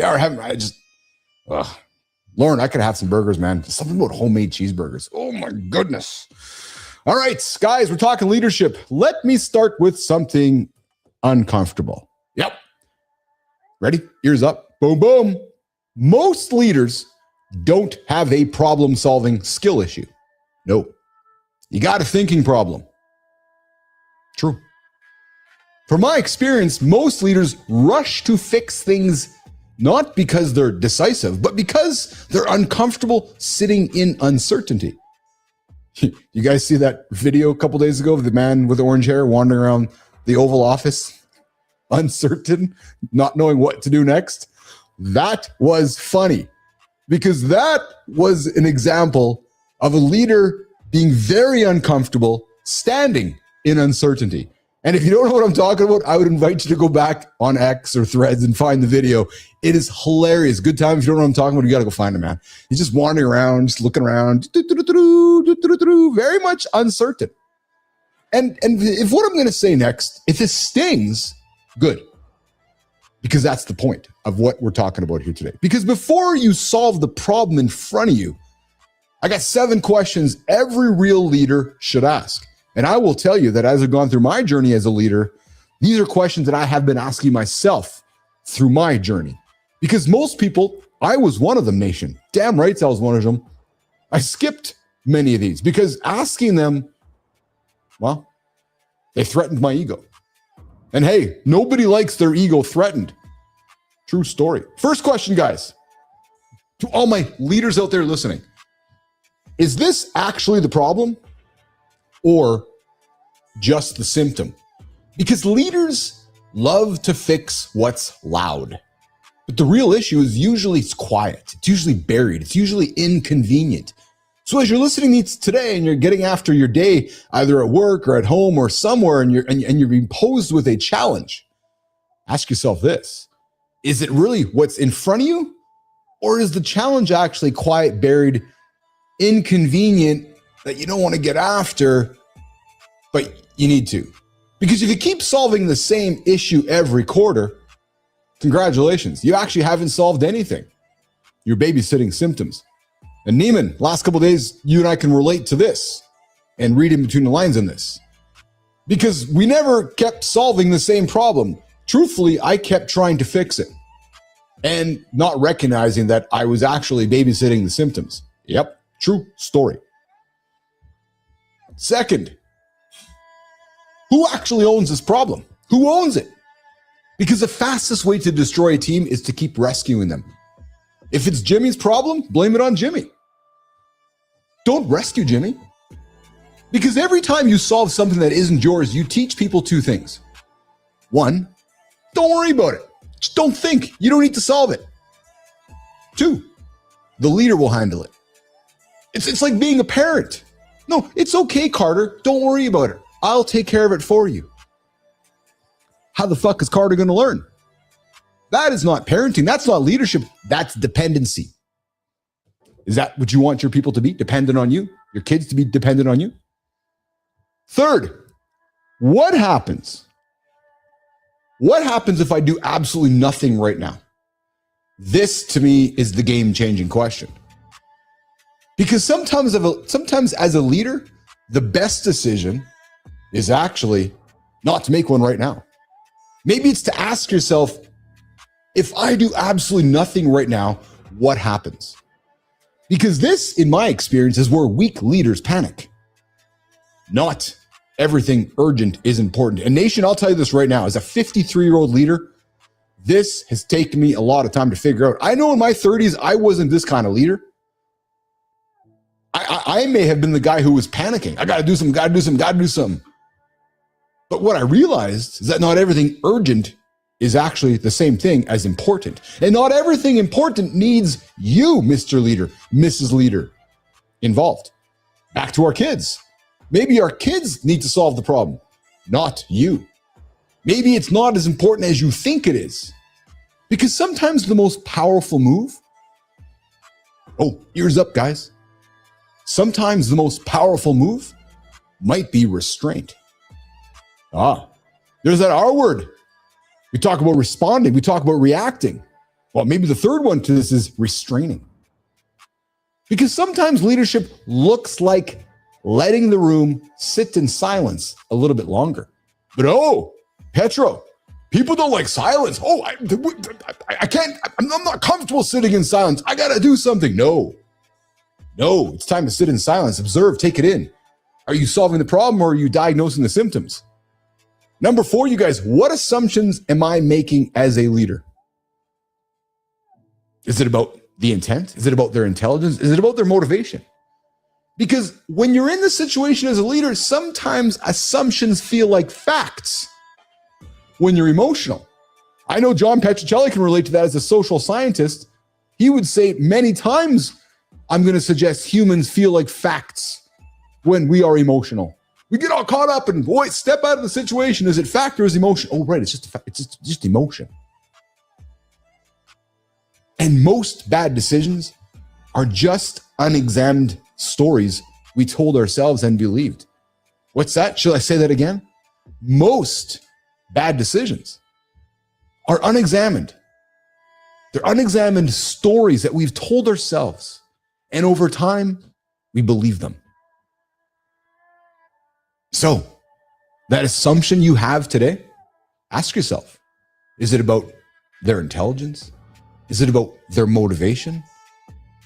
Or are you upset and all worked up because your assumptions are making you emotional? 5th, this one exposes a lot of you leaders. The 5th in our 7 questions for leaders. Does solving this create dependency or capability? Ooh, this is a tough one. This makes leaders nervous. Am I being helpful right now? Or am I just being addicted to being needed? Yeah, I said that. Because some leaders want to be needed. Some leaders have that innate desire to be addicted to always solve the problems. But that's not being a leader. That's being a dependent. Because if you're the hero in every problem, well, fuck, man, look in the mirror. Because you're also the bottleneck in every system. And I know truth is hard, but that's the truth. And number 6, you guys, in the 7 questions we got to ask ourselves as leaders, what's the second order consequence of this solution? Because most stop thinking after the win. I talk about this with my team all the time. I just won the race. I just won the NASCAR race. Well, Keith, we got nothing else left to do. Fuck that. Get down on your knees. Get those tires off. Let's change those lug nuts, quarter inch. Let's get back on the track to go faster. Yeah, but we just won. We're already done. Well, no, we're not. We're done for today. But in my experience, tomorrow starts. Yeah. So great leaders think about what this solution teaches the organization. what behavior it rewards, what precedent it sets. With that short-term fix, it can create long-term rot. And finally, this one changes everything. Is this a problem that you have right now, a system problem, or is it a clarity problem? Because the most performance issues aren't people issues at all. They're bad systems. You just masqueraded and covered them up the whole time. They're unclear expectations. They're leaders who never actually said what good looks like. But here's the truth most leadership books won't tell you. Nope. Leadership is not about having the fastest or even right answer in the room. It's about asking better questions. Who's my colleague, my co-host? Jon Andersen. What's he do all the time? Ask questions. And then what's he do? He sits with them longer than everyone else is comfortable with. So nation, I'm going to leave this with you. Which one of these questions do you avoid the most? And what problems in your life or business keeps repeating because you never asked it? You find one thing that helped you, and suddenly you're preaching like a cult leader. Relax, nation. You're not Moses. Then you bring that same energy home and wonder why intimacy feels stale. You can't bully desire. You build conditions. And here's the twist. You don't need a reinvention. You need 1 degree, 1 small dial, every day. It's time for the Community Corner, and today we're addressing big elephants. Why forcing your ideas on others backfires, the zones to aim for in your marriage, and the gap between blah and excellence. Let's dig into it, handsome chief.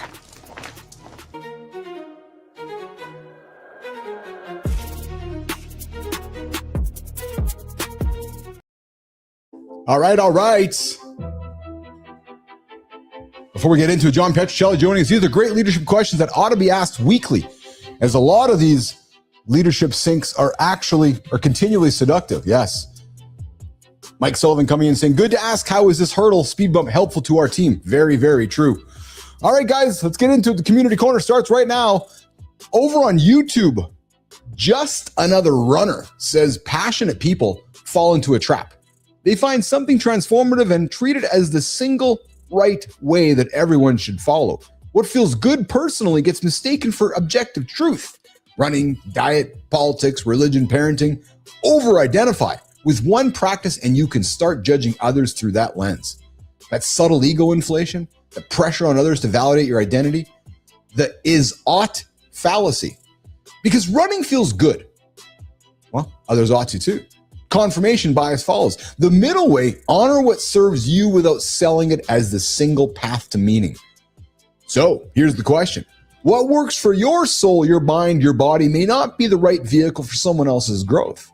Maybe that's, as a leader, we want to ask a lot of questions, as per our last segment. Notice when a practice becomes an identity that others must share to be right. You need to be right? Or you just want the results? Because here's the question. What practice have you been forcing on others because it worked for you? That's an interesting question. All right. Oh, I can see this one. We're moving the dialogue. We're moving the camera. Haha. Ears up, guys. Interesting topic. Why most married men never get past boring sex. Oh, fuck that. Andy Ziegler says a wife's libido isn't fixed. It moves across 5 zones of sexual energy. Most women live in zones 2 and 3. Number 1, the dead bedroom. Number 2, the obligation sex. And number 3, good but predictable. Number 4, wild enthusiastic. And then zone number 5, the no limits adventurous. What the hell is this? Your behavior influences where she sits, whether it's on your face or on your lap. Just saying, Maneeman, just saying. The downward dog might make your husband happy. The downward pull, the downward forces might pull harder than the upward forces. The desire killers, a lack of safety, anxiety, shaky integrity, draining home environment. Well, these compound daily in marriages. So here's my invitation for you men. Eliminate the desire killers before trying to build desire. And hey, one active desire killer can overpower all upward efforts. This is a conversation we have to have for our resident sexologist here in the lab, Brianna Bass, joining us in a couple weeks for a new segment called, what's the segment called, Melissa? Jimmy? Something about the words? Forget. We got a segment coming up with Brianna Bass, our clinical sexologist. Yeah, true story. Yes, and to good time, yes, martinis help with this. Espresso martinis absolutely help with creating desire. Those are words from one of our resident community members, Charlie. True story. But women respond to sexual polarity, not create it. The masculine role is to move first, upgrade the environment. Yeah, it's about safe words. You're right, Melissa. Yeah, we got a show coming up with Brianna Bass about safe words. There ain't no safe words. Pineapple. Don't wait for your wife to change, your partner, your lover, your girlfriend. Refuse to tolerate a dead marriage, guys. Because here's the question for you. What desire killer are you ignoring that's keeping your marriage in zone 2? Guys, listen, sex is a two-way street.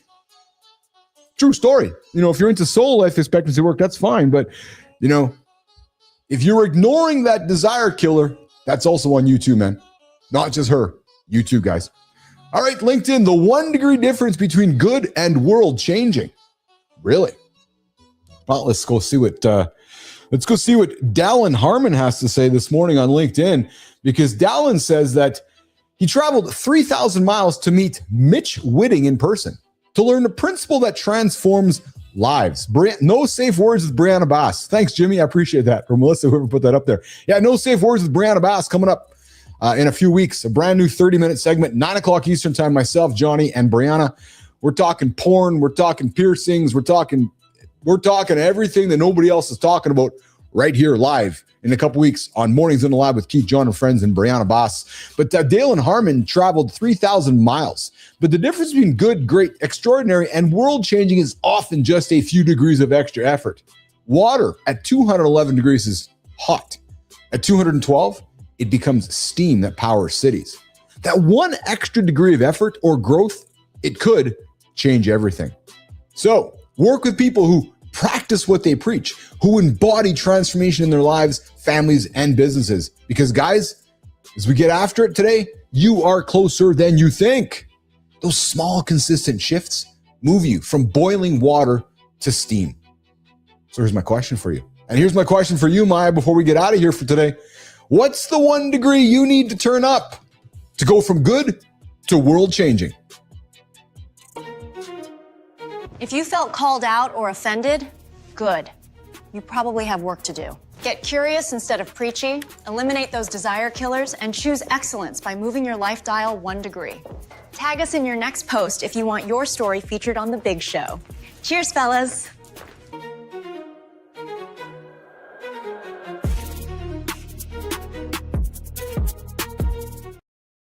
All right. I love it. Good job, Maya. Maya Reyes. She's right. If you were offended, good. Fucking right, because that means you've been paying attention. Listen, the word for 2025 from Webster is rage bait. And I have no desire to generate rage bait with you guys. It's too negative. I got no time for that negative energy. But I do have time to provoke you. I do have time to nudge you along. I do have time to offer things for you to consider. And yeah, I do have time to offend you. Because if I'm offending you, that means you're paying attention. And I don't need you to like me or love me. No, I actually don't care. But what I'd love for you to do is achieve your biggest goals. So if that happens because of something we said or something that motivated you or inspired you, fucking rights. True story. Guys, this is where we land today. Today we looked at how far people will push themselves rather than stay uncomfortable. From an 8-hour standoff just to get noticed. We talked Youngblood. We talked about how to generate buzz. Let's go hang out in an elevator for 8 hours and tell people about you. What? Yeah, Youngblood spent some time with Howard Stern. We talked about it here on the show here today. And then we checked in on the mind, the body, and the culture. And we took a hard look at some cool things through our conversations here today. In the second hour, we talked about disclosure, but not the Steven Spielberg kind. No, the real version that men avoid because it threatens your image. because it threatens how we feel. It threatens your ego. We dug into co-parenting when life gets complicated, the cost of checking out too early, and the questions that expose bad leadership fast, and the voices from the community reminding us that small, honest changes compound over time. Guys, here's my invitation for you today. Get up, get after it today. Go handle your shit. Show up for your people. Ask a lot of questions, my leaders out there. Take care of your body. Say the thing that needs to be said. And hey, don't overthink shit. We're going to be back in less than 22 hours. Kathy, thanks for hanging out with us here today.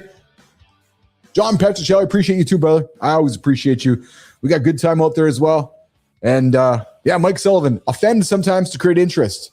Well, I said to somebody yesterday, if you want to judge me for one thing I've said, fuck off. Go listen to the other thousands of things that I've said. True story. Hey guys, we're going to host Joe DiBianca tomorrow. Oh, a former mafia bodyguard who walked away from that life and became an addiction specialist. Fuck, that's going to be pretty cool, man. His story is raw, it's real, and it's full of lessons most people never hear. And it's coming up tomorrow in less than 22 hours on The Big Show. Mornings in the Lab with Keith, Jon, and friends, and our guest, Joe DiBianca. And hey, guys, a little warning. Jimmy, I see you got that up there. Maybe we can play that little Florida video out of here. Guys, if you're going to make some crazy decisions, hey, just know what you're getting yourself into, because you might be thinking you're getting this, but you're actually getting that. Nation, have a great one, guys. Lots of love from me to you.